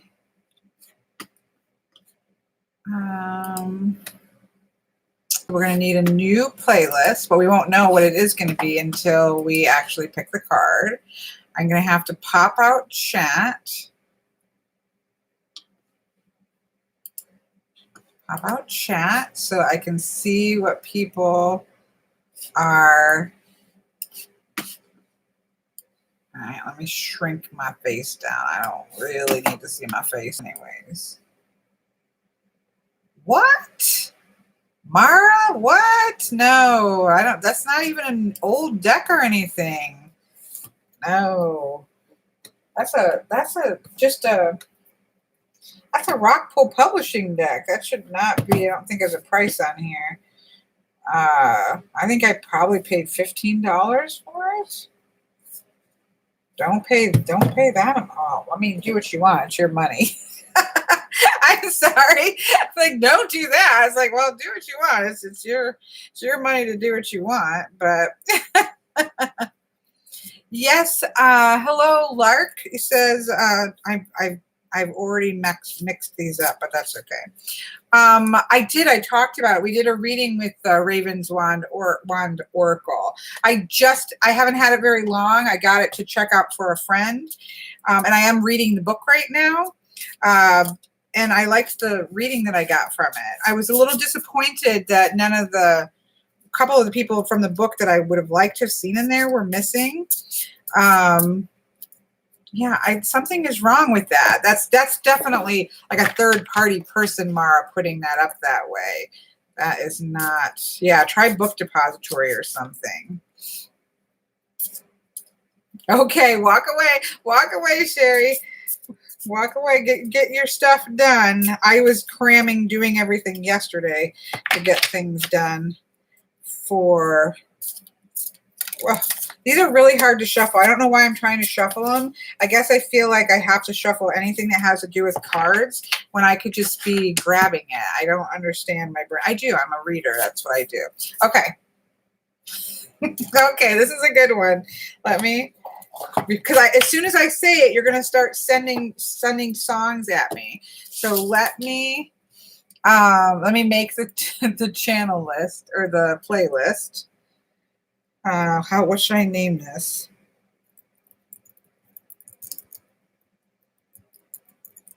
Okay, create. All right. Okay, so here's the song we're looking for.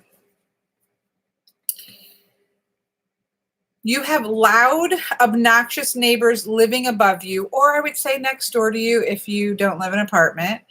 What song do you play at high volume to get back at them? To just really make their life as miserable as they are making your life.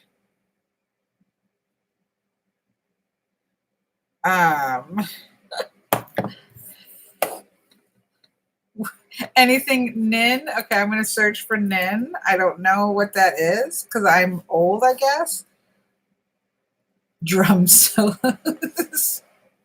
The Rite of Spring. All right, Elron. The Rite of Spring. Is this like classical music at its most bombastic? Okay, I'm going to scroll back so I can add as it comes. Okay, Rite of Spring. I'm adding that in. I'll share the link to you guys in a second. Add to playlist Obnoxious Neighbors. Shake It Up, says Al. Shake It Up. No, I'm thinking of something else. There's a couple Shake It Ups. We're going to go with By the Cars because I don't know if that's the one. We're just rolling with it. I don't know what. I'm going to just type in what Christina wrote. Inna Gada David. No, that's not something. INNAGAD. Oh, I see it. I see it. I see it. I'm just typing in what she wrote. Forever Wear said Cinnamon Girl. I'm interested in that one. By Neil Young. Add to playlist. Drum solos, I already put Right of Thing. Gaming Terry says Paradise by Dashboard Light by Meatloaf. Okay. Add to playlist. I can't wait to go back and listen to these. I do have sometimes loud neighbors. Molly, the question is, you have a neighbor above you who is super loud and obnoxious. What song would you play obnoxiously to get them back? Another Bohemian Rhapsody. See, you can use Bohemian Rhapsody for all kinds of things. It's a one-stop shop song. Thunderstruck. Yes, that's a good one, Mossy. We haven't had any. We've had Zombies. We've had Powerful. Oh, 9 Inch Nails. What do I know of this? That shows me, isn't it? Psychic Knitter says, hope it gives you hell. Look, we're giving you something that might help you if you ever find yourself in a situation. Pet Shop Boys. Oh, let's see. The song is Makes My Skin Crawl. Okay. Which is not showing up for Pet Shop Boys. Pet? No. I'm not seeing that way. No, I'm not seeing that one. Okay, I'm going to keep moving. Fight for your right to party. That might do the trick. I don't even know the song, but I can see it doing. Oh yeah, like We're Not Gonna Take It would be good. Litanies of Satan. Oh my gosh, Molly, you are hilarious. Is that actually a song?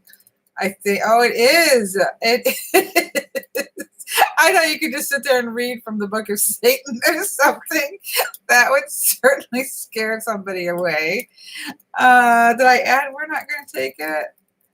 Yeah, Twisted Sister. We're not gonna take it.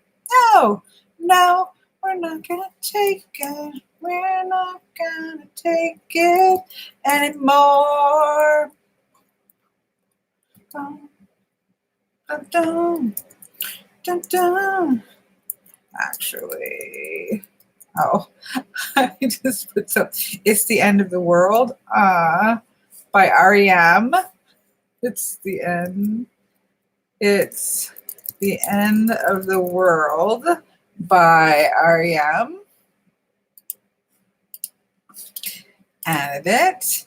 It's something is the Garden of Eden. I'm not sure what that is. Oh, it was maybe a song I was trying to find that I couldn't find. Garden of Eden by Guns N' Roses. We'll just throw it in there. Of course, there's also the Garden of Eden by the Celtic Women.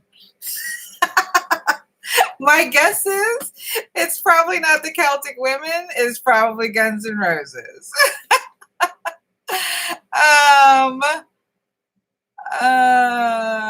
Samba music from Black Orpheus, the host recommended on Bravo Channel. Yeah, Rocky Horror Picture Show would be good. We'll put one of them in there, right? Rocky Horror Picture Show. I think I said that wrong. Let's see. Should we pick one of them? I don't know what one to pick because it's not I don't know that very well. We're just going to throw one in there to represent. I probably picked the least loud one when I just picked it. Please enter Eiffel 65, Blue and Muppet Show. I see Blue. Added. Eiffel 65 Muppet Show. That's not one's not coming up, but I got one of those in there. Scotland the Brave Bagpipes. That's a good one. Miss Kaleidoscope. I see that one right here. Adding to the playlist.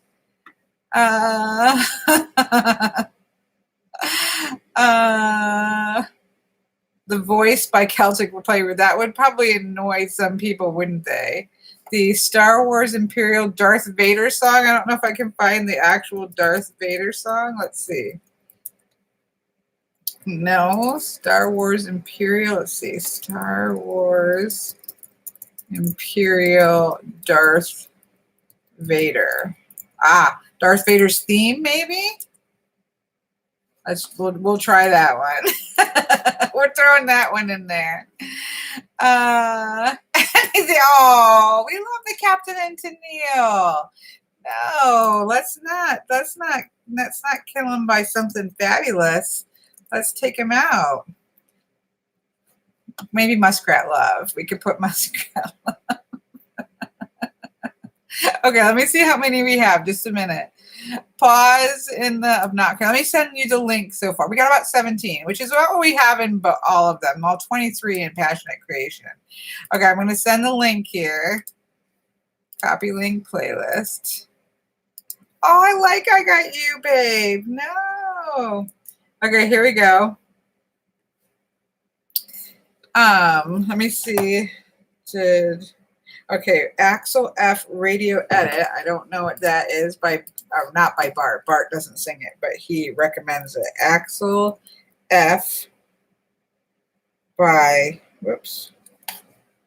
I confused my phone. By Crazy Frog. I see that. I don't see the radio edit. So I'm just going to put this one in. I'm going to add this one in there just to, okay, only for you, but I like that song.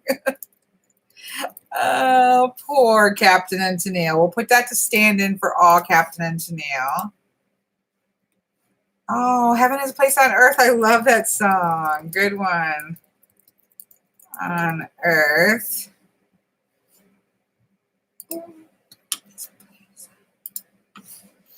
Oops, why did that do that? Oh no, why does that look wrong?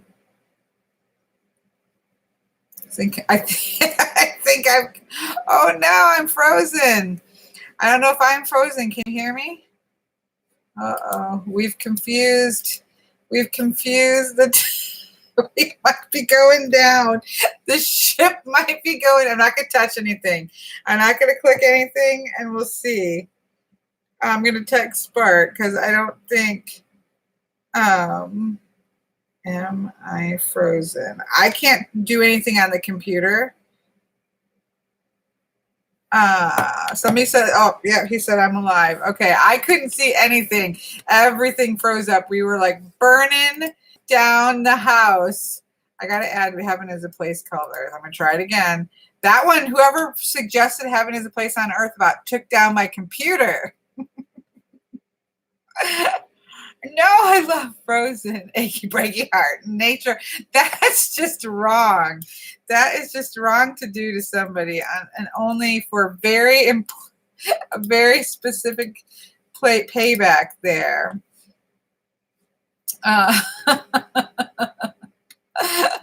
Okay. I am Gangan style. I don't even know how to say that correctly. That would be a good. That's a good one. I'm gonna add that one in. I have to go to the bathroom really bad. Oh my goodness. Okay, I'm gonna leave it there because we almost took down my computer.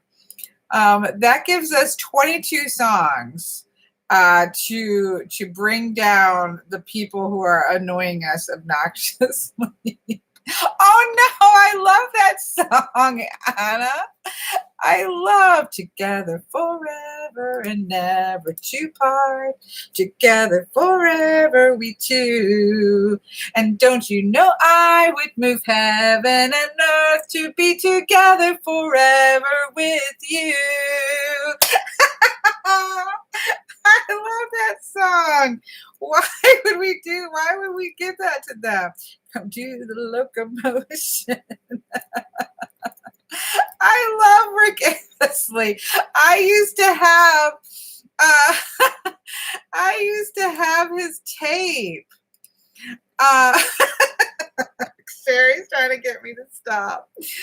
I love it. But 100 times, yeah.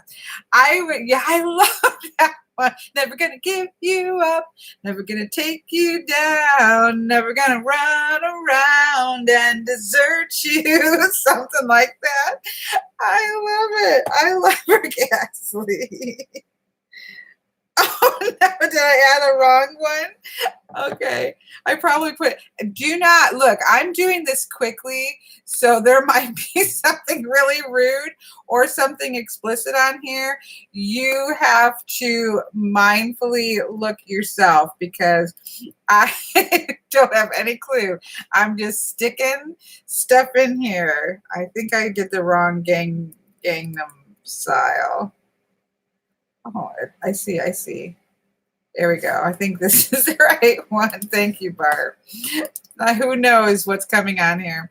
The song that never known. That's a good one, Molly. I'm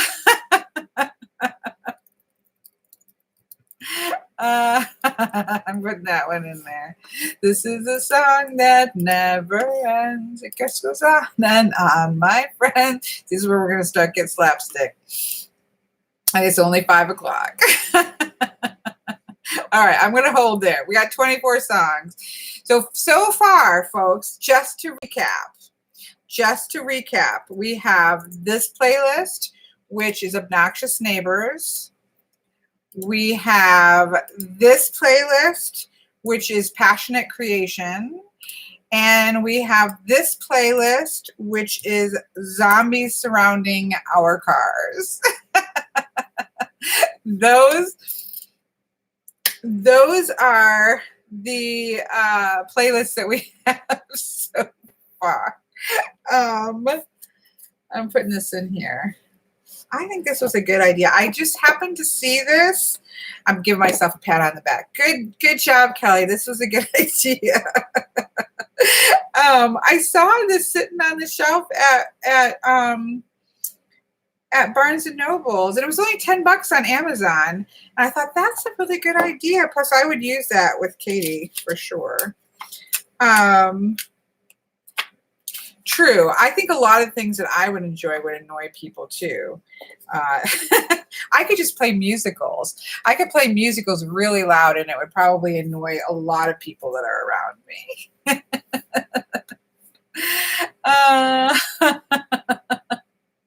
Yeah, it's a game, Rosemary. It's a game where you pick out and it gives you a scenario.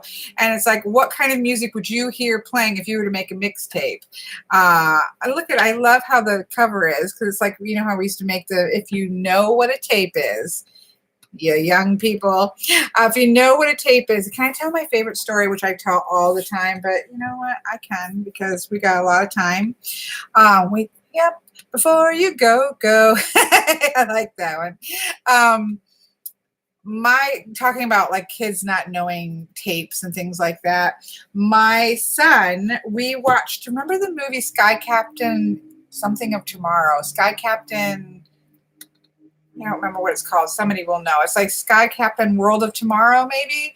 Anyways, in this whole movie, the main actress, which is I think Angelina Jolie, no, I think Angelina Jolie's in it, but she's not the main character. Anyways, somebody in this movie, we watched it in the movie theater. And so we were in the movie theater and she goes through the whole time. She has she has a camera with film in it. And I said film, like it's a fake thing, film in it. And, and she's seeing all these incredible things like dinosaurs and things that you never see again. And she's so afraid to use like the last picture. I think maybe she comes down to having one picture left and she just won't take a picture because something else amazing might happen because she's seeing all these amazing things. And my son, who was young at the time, he whispered really loudly. It was totally quiet in the movie theater. And he's like, Mom. So he wasn't whispering, Mom, why doesn't she just delete the picture? Because in his head, it's digital cameras. He's like, I don't even get the point of this. Like, why doesn't she just delete one of the old pictures? Because, that's the problem. Problem solved. She doesn't have to do anything else. No concept of having film where its film runs out. Anyways, it's cute. Made me think of my son. All right, I was going to try to make it till 6 o'clock to go to the bathroom, but I can't. So I'll be right back because I'm drinking. I'm also going to grab some more drink while I go. So I'll be right back.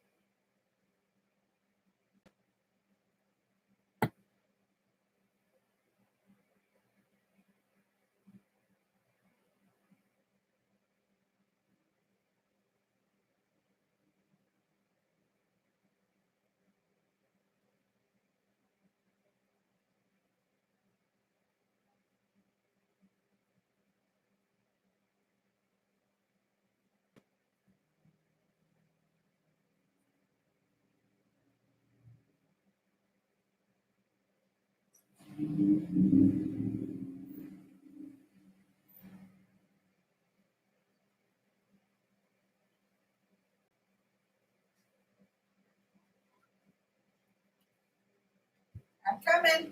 I just got to grab.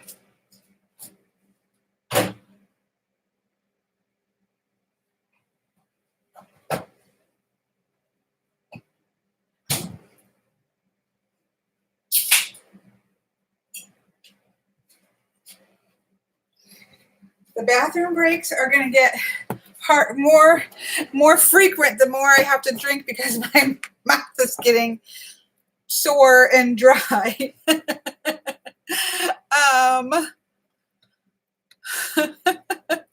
Oh, does it want the light on? Oh, let's see. I'll turn it on.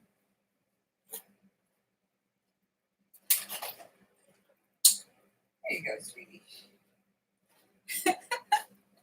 It's not like I know that it looked really dark, but if you actually go over there, it's not that dark. It's just it comes off that dark in the camera. Make a wish, Anna. Make a wish.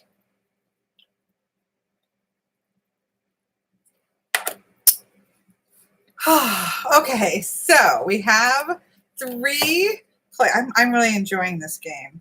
Okay, I fixed that. Yeah, I fixed that. Thank you, Mr. Bird. I know, I do love him.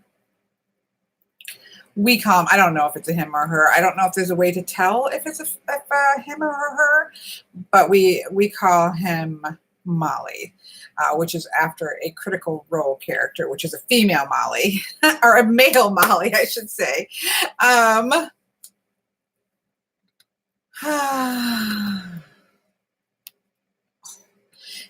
are we doing? Should we like stand up and do some like exercises? Like everybody put your hands up. Put your hands out. Kick your, do the whole hokey pokey thing in the middle to get our stretching. Whoa. Like you guys can walk around and listen to me talk. I'm like, whoa. Jumping jacks. Nobody wants to see me do jumping jacks. Oh. We're getting there. We're getting there. Jane Fonda workout time. So what hour are we on? Who is our hour keeper? So if we started at 9 in the morning and we're going 12 hours and it's 5 o'clock, how many hours have we been on? Is it the 8th hour? Are we in the 8th hour or we did 8 hours? Oh no, now we woke up Al's dogs. I'm sorry. I'm gonna jog in place. Jog. Oh, you can tell by the sex by the shape of the fin, says Iridescent Sea. I did not.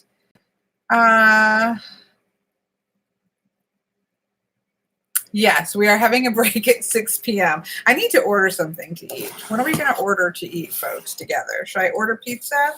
Because then I can heat it up later.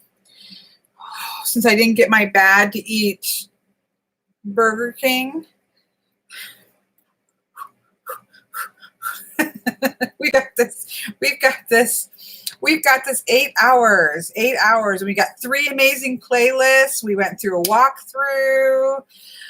I know. I want to know more information about that. Sushi does sound good, as well. I don't know what that is. So I'm not even going to say that, Rosemary. Is that something bad? It sounds like something not good.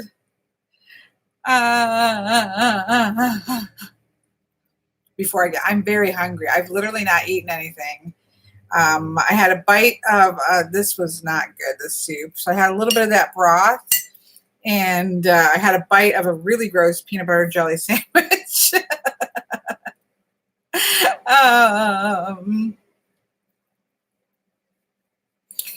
I do have Chinese I could order, but I know we shouldn't talk about sushi in front of my fish. Let's see. Let's go. I'm still waiting to find out how we, mukbang is people filming themselves eating. I did not know this. How do I not know this? I've never heard of that. I may have spelled it incorrectly. It's when YouTubers take out and literally just eat while, I'm not a big fan of that. As people who have watched me do these 12 hours, I did eat part of a burger, but I couldn't eat very much because I do think it's very weird to eat. I think it's the way I was raised, that would be like really rude to sit here and eat in front of somebody. But it gets to, it's like, then I was just like, okay, take 10-minute break and eat real fast. I did not know that was a thing, and it's not something that I would be watching. No, thank you. Because I wouldn't, it's the sound. To me, I don't really care about watching people eat probably, but I don't want to hear that. Like, what if, you have headphones in and all you're doing is listening to somebody eat? No, that does not, obviously it appeals to somebody, right? Because somebody's watching it, but it would not be, no, Rosemary, I'm not going to do that. No, I never even knew that was a word. And it's not an appealing word either. Right, I think you can just tell that it's not appealing because why would you call it a mukbang? That just bangs. That just doesn't even sound good. No. We're going to avoid that. But now I've learned a new word, so that's good. Oh, here, restore chat. I was like, how can I get the chat to come back in? There we go. I got it back in.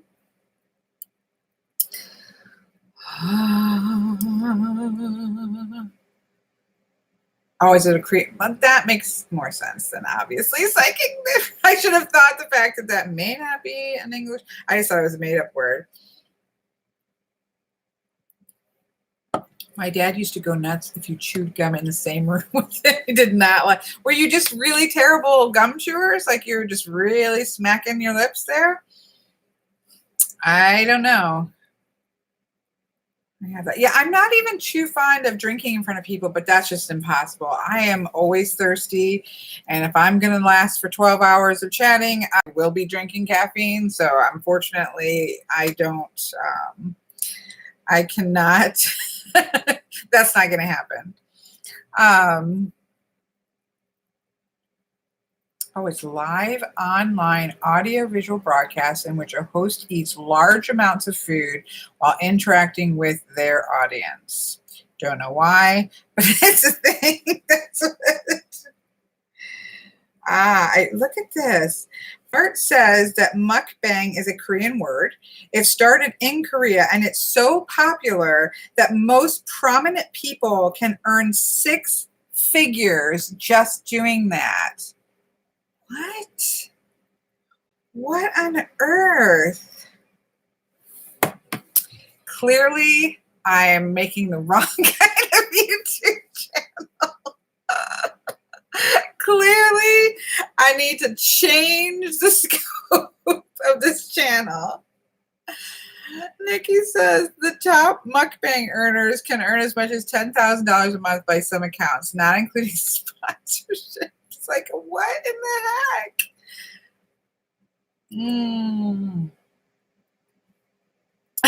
No, Kylie, no. Yeah, I mean, clearly people like it. Who am I to? You're not hurting anybody. I'm sitting there eating food with people, so we all like to go out to dinner with people and sit around and chit chat. I wonder if it's that, or if it's like just people like, or are they just sitting there eating and having a chit chat? I don't know. I'll have to look now. I'm curious, and we'll have to look it up. But I'm a little nervous that what might pop up will not be something I can get out of my head. Yes, we can. There we go, Kylie. We will start having a pairing of food with decks. Like, you pair your wine with your food. We're like, okay, well, if we take out the John Bauer Tarot, what would be the appropriate meal to eat with this deck while oh, Brian, I don't edit it. It just gets saved and it only happens once a year.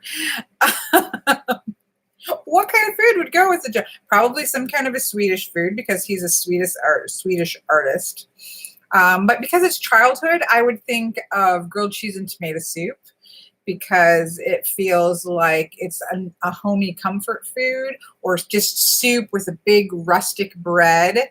I could definitely see soup, like a big bowl of hearty vegetable soup with a big crunchy crispy loaf of bread to like rip off and dip, because it's like comfort food. With stew, yes, a stew for sure. See, we'll start a new thing. Pair your decks with food choices. Well, thank you, folks. We have learned something new about that I never knew existed, which is mukbangs or something like that. I'm probably pronouncing it incorrect. Swedish meatballs, says Bart. Yep, that would too. I like Swedish meatballs, actually. Rosemary. By Whispering Well. Oh, we definitely haven't. Yes, we can definitely do that. Yeah, there's no editing. It's just whatever we get. Okay, that is a good suggestion because it is still Saturday and we haven't done a card for the week. So let's go ahead and do that whilst we're thinking of it. So as always, folks, we're using the Art of Life tarot deck by Charlene Livingston, which is an actually wonderful deck that is used to be really cheap. Sometimes we say that and all of a sudden the prices jump. Kelly, if you want to know more, check out the YouTube channel Simon and Martina Korean Mukbang episode. They're Canadians living in Asia. Okay. Is it gross at all? Like, is it like people like shoving foods in their mouth, or are they just eating a meal and chit-chatting? I'd like to know before I click on it. I would just like to know before I click on it, because I don't want to watch somebody like being gross. Oh, some are gross. It's not meant to be gross. Okay. Okay. The intention is not to like engorge yourself just by being disgusting. It's just eating. I gotcha. So interesting. We're gonna start like food night, tarot and food night, dinner with Kelly and a tarot deck.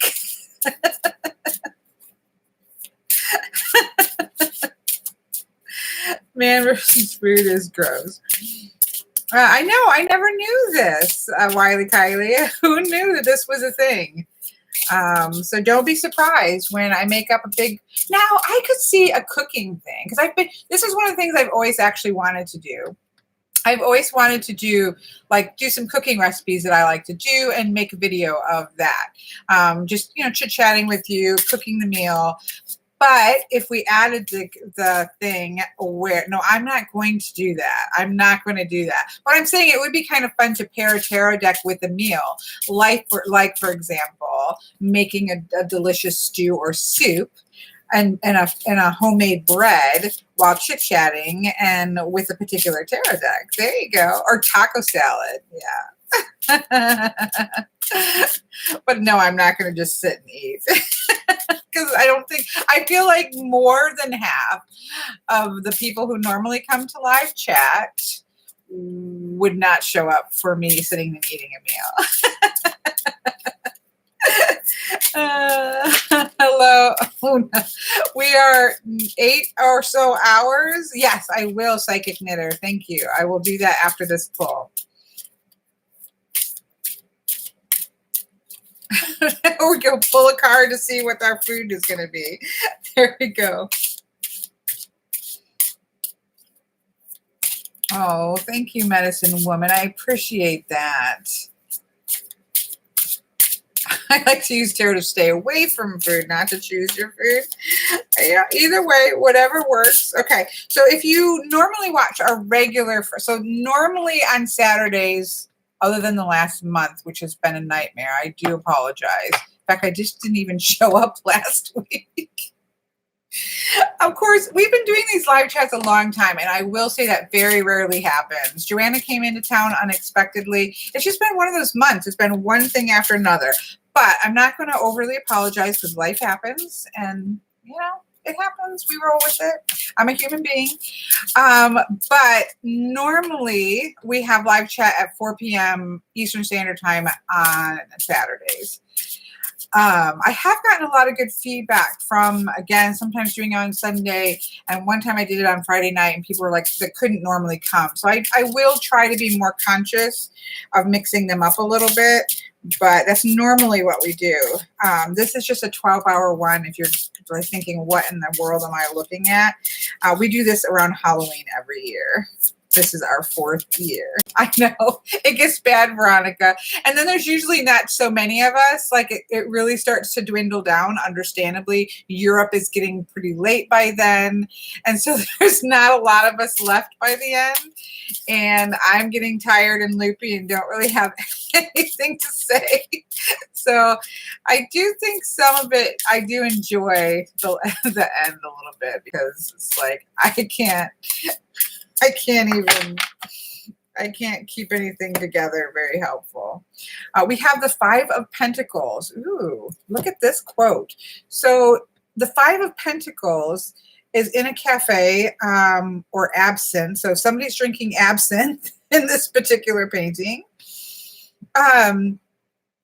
But what I love is this quote. It says, resolve to be thyself, and know that he who finds himself loses his misery. So the for this particular, so the Five of Pentacles is often about being disconnected, right? Kind of feeling outside of things and needing to maybe go into the fold, to go into the church doors, to go into the little hut sometimes that you'll see. That's often what you see with the Five of Pentacles. But with the quote here, it's saying, if you are miserable and if you're feeling disconnected, take some time to know your own self, because you will lose the misery that you're in if you take that time to know yourself better. Take it as an opportunity to know yourself better. That's pretty cool. I haven't pulled this card from this deck before. I like that. So when you're feeling a little bit disjointed this week at all, if you're feeling just not quite right, not quite connected in to things, instead of maybe pushing back against that, or hurrying up and trying to like mask that by doing something, maybe take a little bit of a minute to sit with it and kind of figure out and know yourself a little bit better by why you're feeling that way.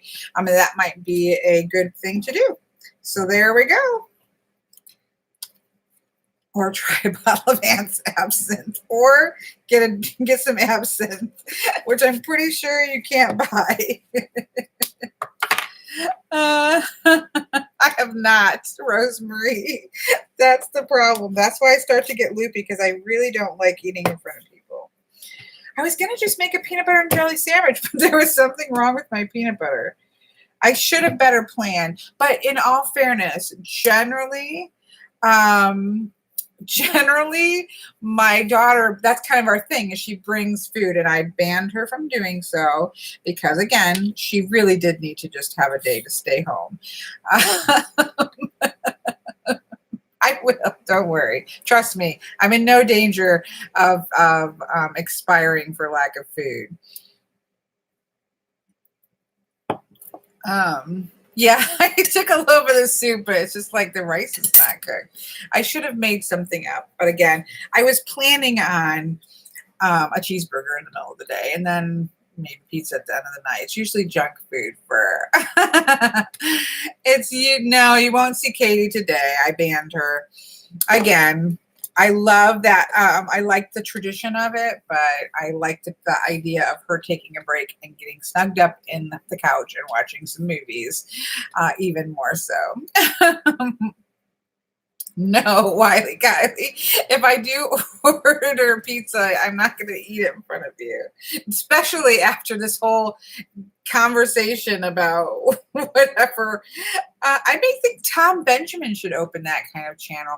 He cooks a lot of food. So maybe, did you know of this? Now I can't even remember what it's called. Did you know of this, Tom? It's called mukbang, and where you just eat food on your channel and talk to people while you're eating food live. So you could cook some of your delicious meals and then just eat in front of everybody whilst you're doing that. And apparently you can make up to $10,000 a video. You might want to consider it, Tom. We all think it's a little bit odd, but it's me too, Mr. Tom. I don't know, because you've got that great voice going. Everybody likes to hear you. So you'd have the great voice. You cook amazing food. I love watching the food post food pictures. And so you'd have the great voice, cool food that you cook, and then you just have to eat. Go for it. Go for it. See how it goes. I know, Sherry Bug, because you'd have to. If you're talking, like, you can't just sit there and chew, chew, chew. You'd be talking while you had food in your mouth. It's just, yeah, we're a little bit surprised by the nature of this. I know somebody did say watch out for your tarot decks and or your keyboard in this case. No, oh, somebody told me to ask me something. I am so sorry. Who was it? I'm so sorry. Somebody said they wanted to go do. So if you've just been joining, we're 8.5 hours, I guess, into 12 hours. We've gone through my favorite decks. We've gone through my favorite tarot, my favorite oracle. And so somebody wanted me to do a favorite of my, well, just the ones that I have out here, which are mostly my favorites of my cartomancy decks. So that's what we're going to do to get us through till 6 o'clock when we'll have our next break. If I can get this. All right. I think that's all of them. What's this?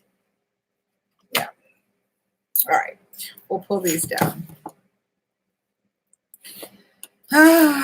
These are probably going to be more difficult to find links to. Let's see.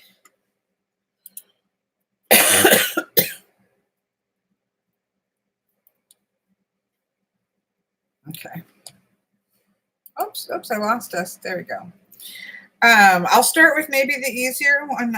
Yeah, this is going to be a little bit harder to find links to. Obviously, you know, I'm not gonna berate the point, but my personal deck is one of my favorites. I made it for myself.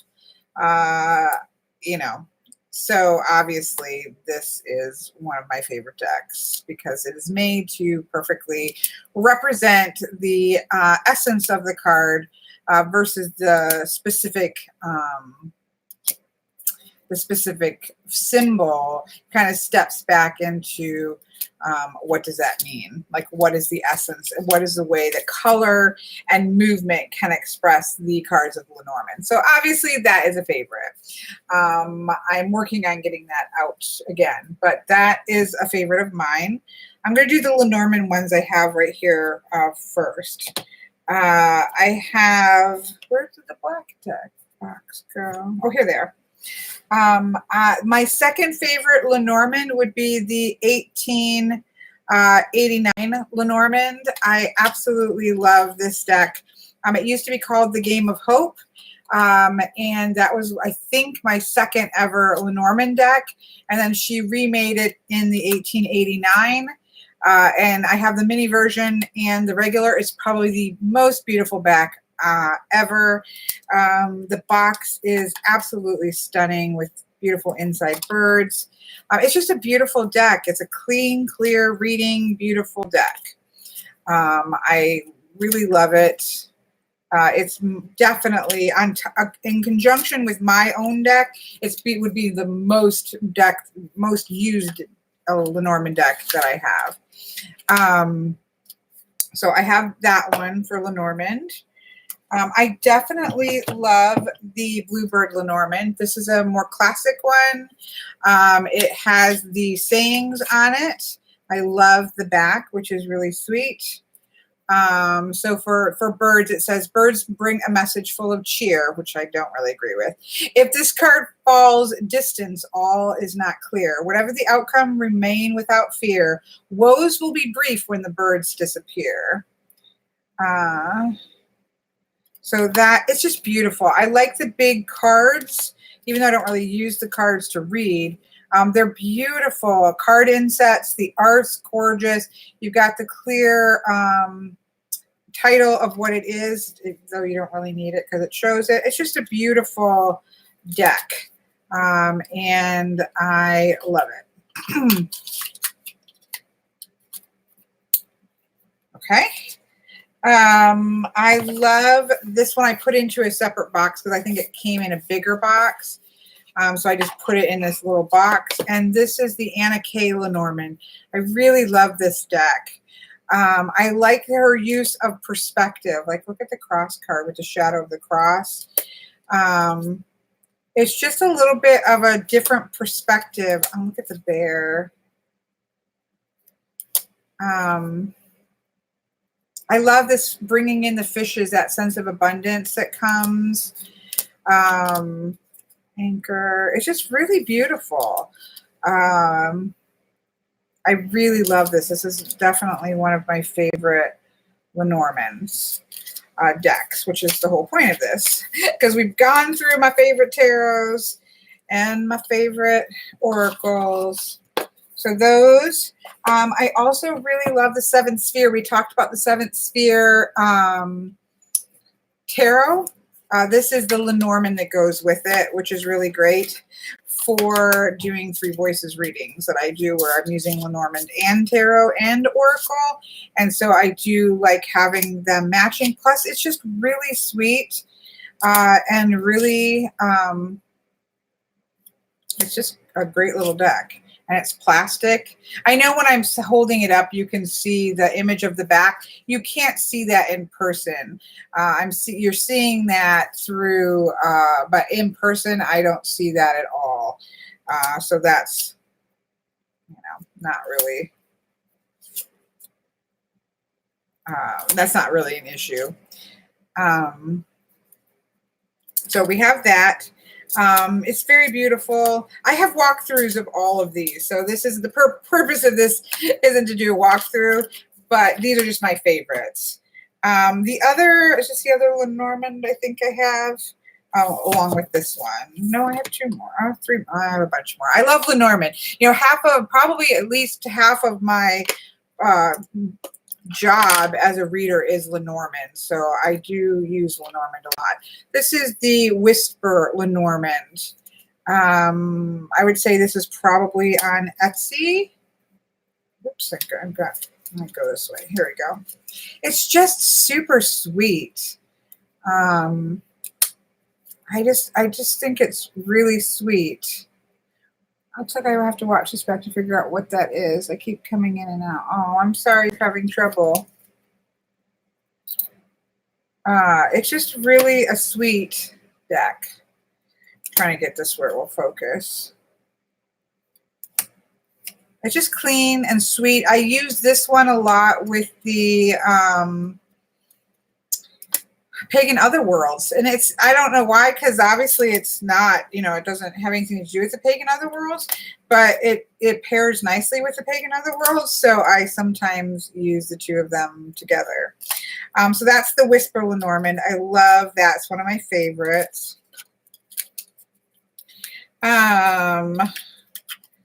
Definitely the Maybe Lenormand, which is by Ryan Edwards. This is another one like the deck that we talked about by Robert M. Place that is fantastic to just take along with you because it has the full 52 card deck. So you have the Lenormand ones, right? Like the Anchor, like the Fox, like the Book. So you can just take out the 36 one. And then you have the full 52 cards so that you have like the Lightning Bolt or the Metal or the Lion or the Broken Mirror, and you have the extra ones that were found in other fortune-telling decks of the time, like the Whitmans and things like that. So it gives you a 52 card deck to read with, Lenormand or a full 452 or the Miners of Tarot, like we said with the others. So it's a great all-rounder, as they say. Is that all? Here's one. This is the Lenormand, which is the also known as the Primal or the Das Spielder Hoffnung. I can't speak German. Unfortunately, the genetic memory of my ancestry does not come through in languages. Why do I love this? I love this because this is the earliest known version of Lenormand that we have. This is from 1790. Oh, I'm so bad with numbers. 1799. We know that there was one before this because it references this being another edition. But it was this one-stop shop. You had the German playing card deck, you had the French playing card deck, you had the game of hope, and so you could play all kinds of games. And in the guidebook, it says, "Oh, by the way, you can always cast a little, find a divinatory message if you want to at the end of playing your games." So it does reference in 1799 that it wasn't being used just as a game, but you could use it to tell fortunes. But it was made to be a one-stop shop game. The size precludes me from doing a grand tableau with it, but I really like to use it with 9 cards. The other bigger deck that I like to use with 9 cards is the Golden Lenormand Oracle. I actually really like this deck. This was sent to me because I wouldn't have probably ever, I don't think I ever would have purchased it because, again, of the large size. And there's a bit of a gold sheen to it, but it's not obnoxious. And it's really pretty. I just use this for 9 cards. Obviously, I can't do a grand tableau with it, but I really do love it. And I don't like large Lenormands, but I do use this for 9 card readings. It's nice and easy to see when I'm, for filming, because they are larger when I'm doing a 9 card. So I actually really like this deck. I think it's a really sweet one. So yeah. No, this is the Golden Lenormand Oracle. I think this is Los Scarabeo, maybe? Yeah, this is a Los Scarabeo deck. So that one I keep out. Again, I keep this one out and the Earl Lenormand because I like them being a little bit larger size for doing the smaller readings with Lenormand. This one I don't think you can... I don't think you can buy this. She puts it out in little doses, like little sets of, like, selling it for, like, she's only selling like 35. This is called the Monster Lenormand, and it just makes me happy. I like the Pixies Lenormand. I think it's a sweet Lenormand. And especially if you're someone who uses Rider-Waite Smith, I think it's a bit of a no-brainer because it would go beautifully with a Rider-Waite Smith. So I actually like the Pixies. I don't really use it. I'm not I appreciate Pixies artwork, but I'm not like a diehard Pixie fan. I'm not a huge fan of the artwork. So it's not... look at the child card. So it's not something that I use really, but I do think it's sweet and I do like it. I love the Celtic Lenormand. That's an amazing one as well. I think that's, nope. I got this. This one is still, I think, in Kickstarter. I got a pre-existing copy to do a walkthrough of, and I was already planning to buy this. Jones Davy and I were all over this deck, and I love this. I've used this a lot since I've gotten it. This is the Green Glyph Lenormand, and there's just something refreshing, and it's like both modern feeling and retro feeling because it feels kind of like a 70s deck coloration. It's super silky matte cardstock. It also has color tones to help people, like yellow, is a really good positive card. Browns are more difficult cards. So there's a little bit of that coloration going in there. But I really love this deck. It's one I've been using of late just because it's my newest one. So obviously I've been using it a lot. Love that. I love everything he does. I have both his Prism Vision and his Light Visions. I have his Open Portals, both of his Open Portal colorations. So this was a no-brainer for me because I just like James Eads' work. I just like his stuff. So yeah. Okay, so I think that, this is mine. This is called the Hope Lenormand. You can see it looks like in Dust Hope. This is a deck that I made.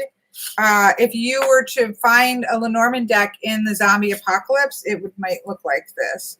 So I just took a playing card deck and I sanded out the middle, and I used because you don't need images for Lenormand. It's the man card.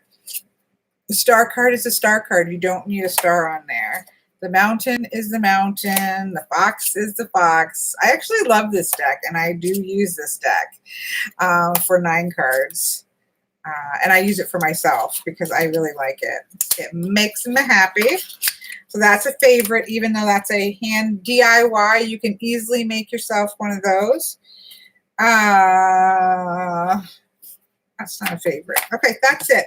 My favorite Kipper deck right now is the Vindicicle Kipper.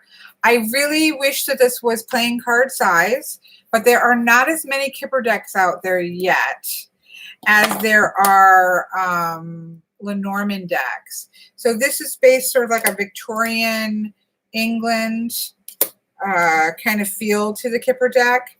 But this is the Kipper. I don't do grand tableaus with Kipper because if I'm going to do a grand, unless somebody requests it, which has happened on occasion, it's easy to do. It's no different to do. But because I usually use that for Lenormand, I use a counting method, which I've got videos up about. And so the larger side doesn't matter because I'm doing that counting master method. And so this is right now the one that I use because it's just the best one for me. I really hope that we get more Kipper decks coming out, so that there is one that I know is coming from somebody that I am really like his work, and so I'm excited to see how that turns out. But that's the main Kipper deck that I keep out for, and again, that's what I do for readings is master method, so I count and I don't need the smaller size. My favorite Sibylla will be the Everyday Oracle. Obviously there's a lot of different Sibyllas out there. I think I have a video on a bunch of different ones. There's one, I think, with black borders that has English. I wish there was a version with these images with the English. I really wish that was the case because I love the images here. I don't read professionally Sibylla. I just find it really cheeky and I love it, but I read it with myself a lot. And I do wish... The Clair de Lune is definitely a favorite. So is Medea. These are the ones that I have out. I didn't curate this to be just my favorites where these are already curated.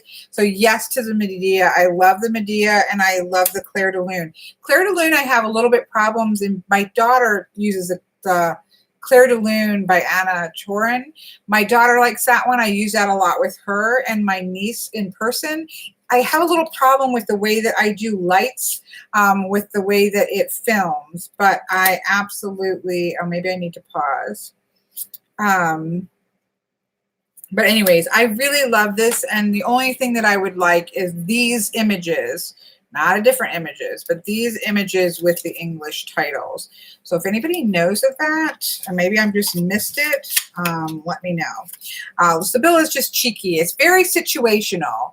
I feel like Lenormand is, again, very significator based on concepts like ships and, ships for things like that, anchors for work. It's very... significator based. They're all are, but I'm just trying to explain the difference. Kipper is very much more people based. There's a lot more people in Sibylla and Kipper, but I feel like Kipper is more relational based and how you're interacting with other people in some ways. Sibylla is, I feel like, is situational to various situations of backstabbing and jealousy and love and good things as well. So it feels more along the lines of situations. I guess that's the best I can do. And then in terms of Deste, which is the other type of reading like this that I do, I love the Turkish version. So I have the Greek and Turkish. I'm saving... This is the Greek version, and you can tell the difference because the backs of the Greek version have Katina on full, which is, and it's beautiful. This is a fresh deck. I have not touched it because I'm waiting for, and there are different images on some of the, like Tatarat. There's some different images.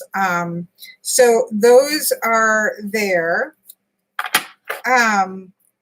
But I'm saving this for my other one to fall apart because when you see my Turkish one, I do use reversals with Deste, which is in here.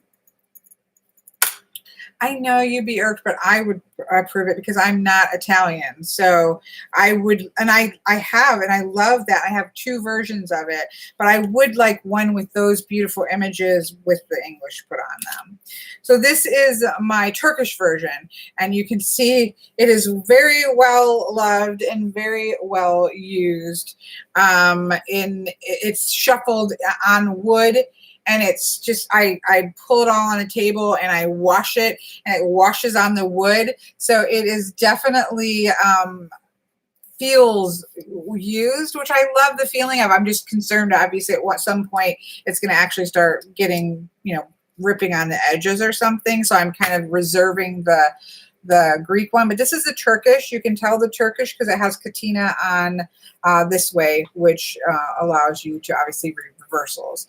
And it's just beautiful. I love Deste. Deste, it has a lot of people, so it's like a combination of the court cards. Yeah, this is hard to find. Nikki's not going to find it.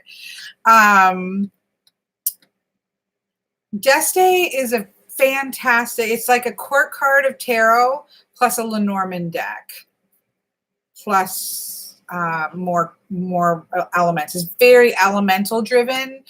So it's got a very robust elemental court system. Kings, queens, princes, princesses, horses, jinns, the actual elements themselves. There's a lot of elemental energy, plus a deck mixed in that is very similar to Lenormand. And so what it does really well is give you heads up. I find it gives you, I do the traditional spread that comes with Deste. It's the only way I read it, or with a 9 card. But it gives you a real solid grasp on how past things are impacting the current position. And then it really, in the future, it gives you very big heads up where there might be stumblings and then how to address those, because you get more information and you get hidden information about it. And so you end up with a great heads up on sort of how to avoid some stumbles that might be coming in the future. That's how I kind of see Deste's strength. For me personally, I'm not saying everybody's going to say the same thing, but for me personally, that's what really differentiates it from, say, Kipper or Lenormand or something like that. So there you go. That is what's in my case. Now, I'm not saying I don't have other decks I love, but these are the decks that are out and about and I use a lot in the cartomancy field. So I can't even remember who asked for this. Whoa, no. I'll fix that later. I don't even remember who asked. I hope they're still on. Was it Psychic Knitter? Okay, I hope it was you, Psychic Knitter, because you obviously got to see it. Okay, good. So now we've covered Tarot, Oracle, and Lenormand. Although here's 4 we didn't cover. Let's just, because then we'll be done. These 4 in here are my oldest decks. And so, of course, they will always have a very special place in my heart, other than that I despise the old Llewellyn decks. So these 4 decks are my oldest decks that I have. Not this exact version of this, because I trimmed it.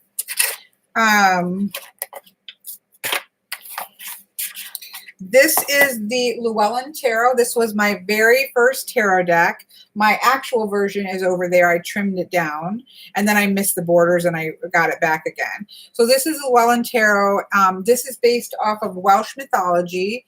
I had been reading Ogham. I'd been reading runes. I'd been reading probably playing cards. And when I was researching tarot, this is back in the 90s. It would have been probably in the mid-90s. I don't know exactly. Maybe in mid to late 90s. I had done some research on tarot and had gotten Rider-Waite-Smith images. And I was like, oh, no. No, that's not for me. Because I see, at the time I had left Christianity. I was finding my own path forward that was much more pagan based and things. And you know, it was the Devil card, the Judgment card, the Lover's card in the Garden of Eden, the Hierophant card with the Pope on it. And I was like, oh, no, this is more Christian based, right? I don't know if I do. Maybe I need to redo it. Chris, I'll check in now. I'll leave it out, so I'll check into it. So I decided that tarot was not for me. I just would stick to OMs and runes and things like that. And then actually this is one of the cards. I'm going to leave this up for a second. I went to visit a friend in Maine, and she and I went to it was a gift shop. Like, it was just a random gift shop. It was not a shop that had a bunch of tarot in it, but they did have this deck, and they had it out so that you could look through the cards. And when I looked at the cards, I was like, oh, well, this is tarot. Am I ignoring somebody? I'm sorry. I'll look in a second. Sorry.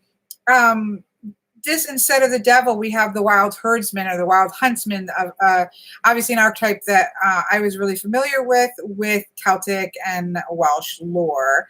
And so this card, I was like, oh, wait.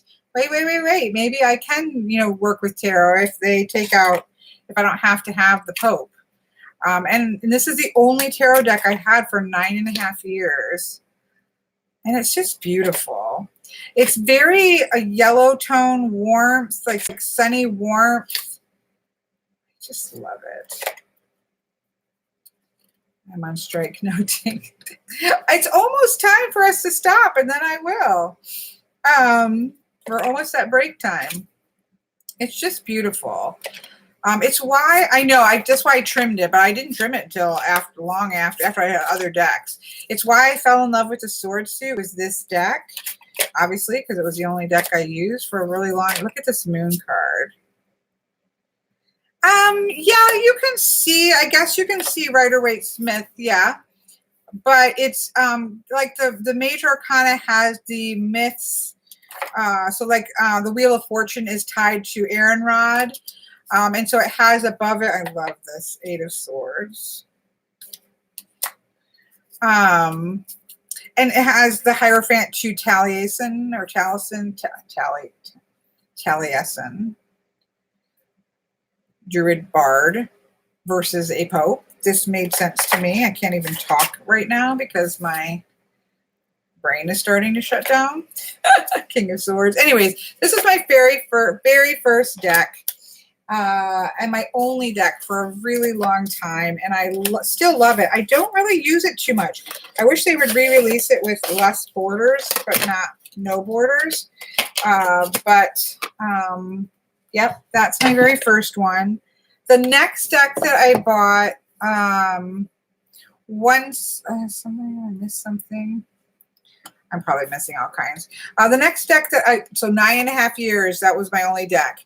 Then I got the Shadowscape when I left my ex and was able to start having decks around and things. I'm like, oh, I could actually have other tarot decks.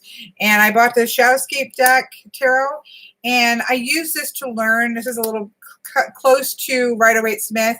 And I kind of use this to solidify I don't really read Rider-Waite-Smith strictly, but I wanted to solidify my base. And so I love this deck. I used it by itself for, I don't know, 1.5 years or so. Certainly after my son had died, I used this a lot with grief work. So I spent a lot of time with just the Shadowscape, and I love this deck by Stephanie Prunlaw. My daughter actually has my original, and this one is another one. But she has my original Shadowscape with because she likes Mama Juju. I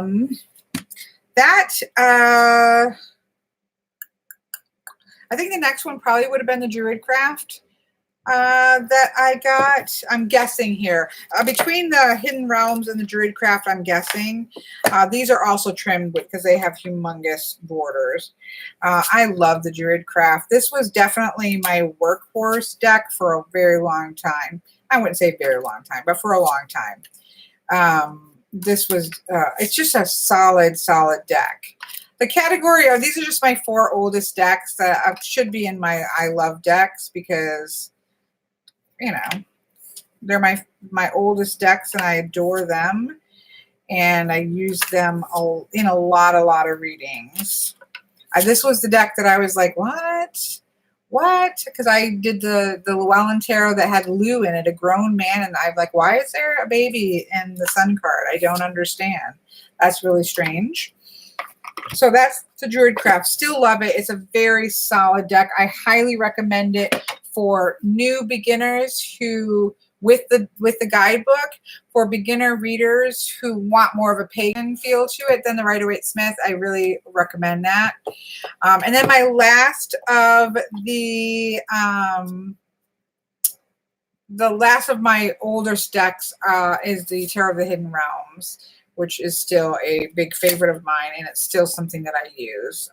I really love this deck. I love the facial expressions. I love the body postures. I love the representation of Fae. I love the Death card. Love the Hermit card. But you can see this is one of my oldest decks, and it's a Llewellyn deck, and it's definitely starting to chip up here.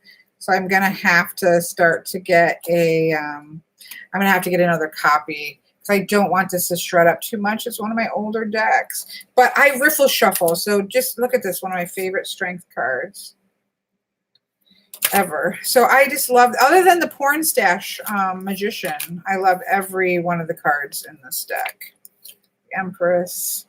Like the High Priestess, she's beckoning out of the card. A lot of her artwork pulls you in from out of the card into the card, which I like. So yeah, I just love this deck. Oh, Miss Quilpin, I haven't seen you on forever. Quilpin and Bart were my two of the first people that ever left comments on my YouTube channel.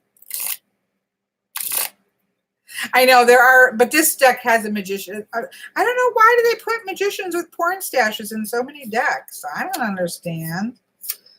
I don't understand. I love her. I just love this deck. I love the deck. I love the deck. Okay, so that's it. I think that puts us all the way through. All my favorites, including my 4 oldest decks that I have. Would this be good for story? Yes. Yeah, because there's a lot of situations in it. There's a lot of, again, beckoning you in. I could definitely see that being used in that way as well. It's beautiful.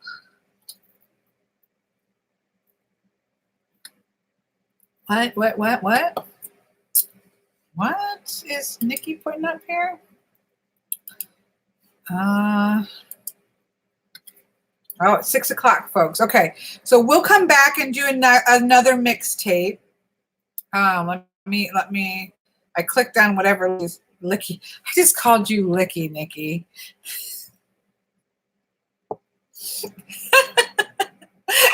Can we tell that it's been 9 hours? We are at the 9-hour mark.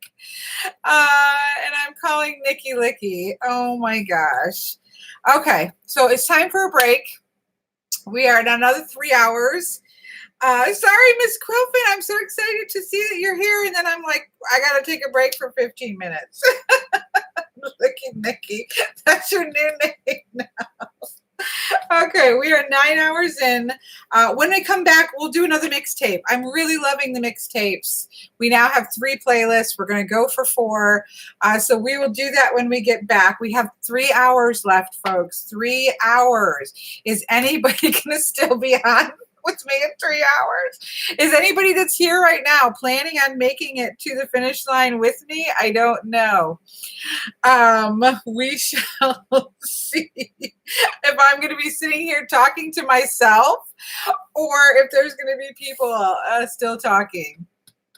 So 15-minute break. So we know the drill by now, but if you're just coming on, we do We do break at the 3-hour mark. So Elron says, no, I'm going to a concert because now Callie's going to start getting loopy. I'm going to end this stream. I'm going to start the next stream, but it's going to be for 15 minutes later because I need to go to the bathroom, get some fresh drink, stretch my legs, run Isabel around really quick, and order some food so that I can have pizza when this is all over. So I'm going to end this. You can go over to the next one and the chat will be available, but the video won't start until I come back. So that's what we're doing right now. I will see you guys on the flip side again.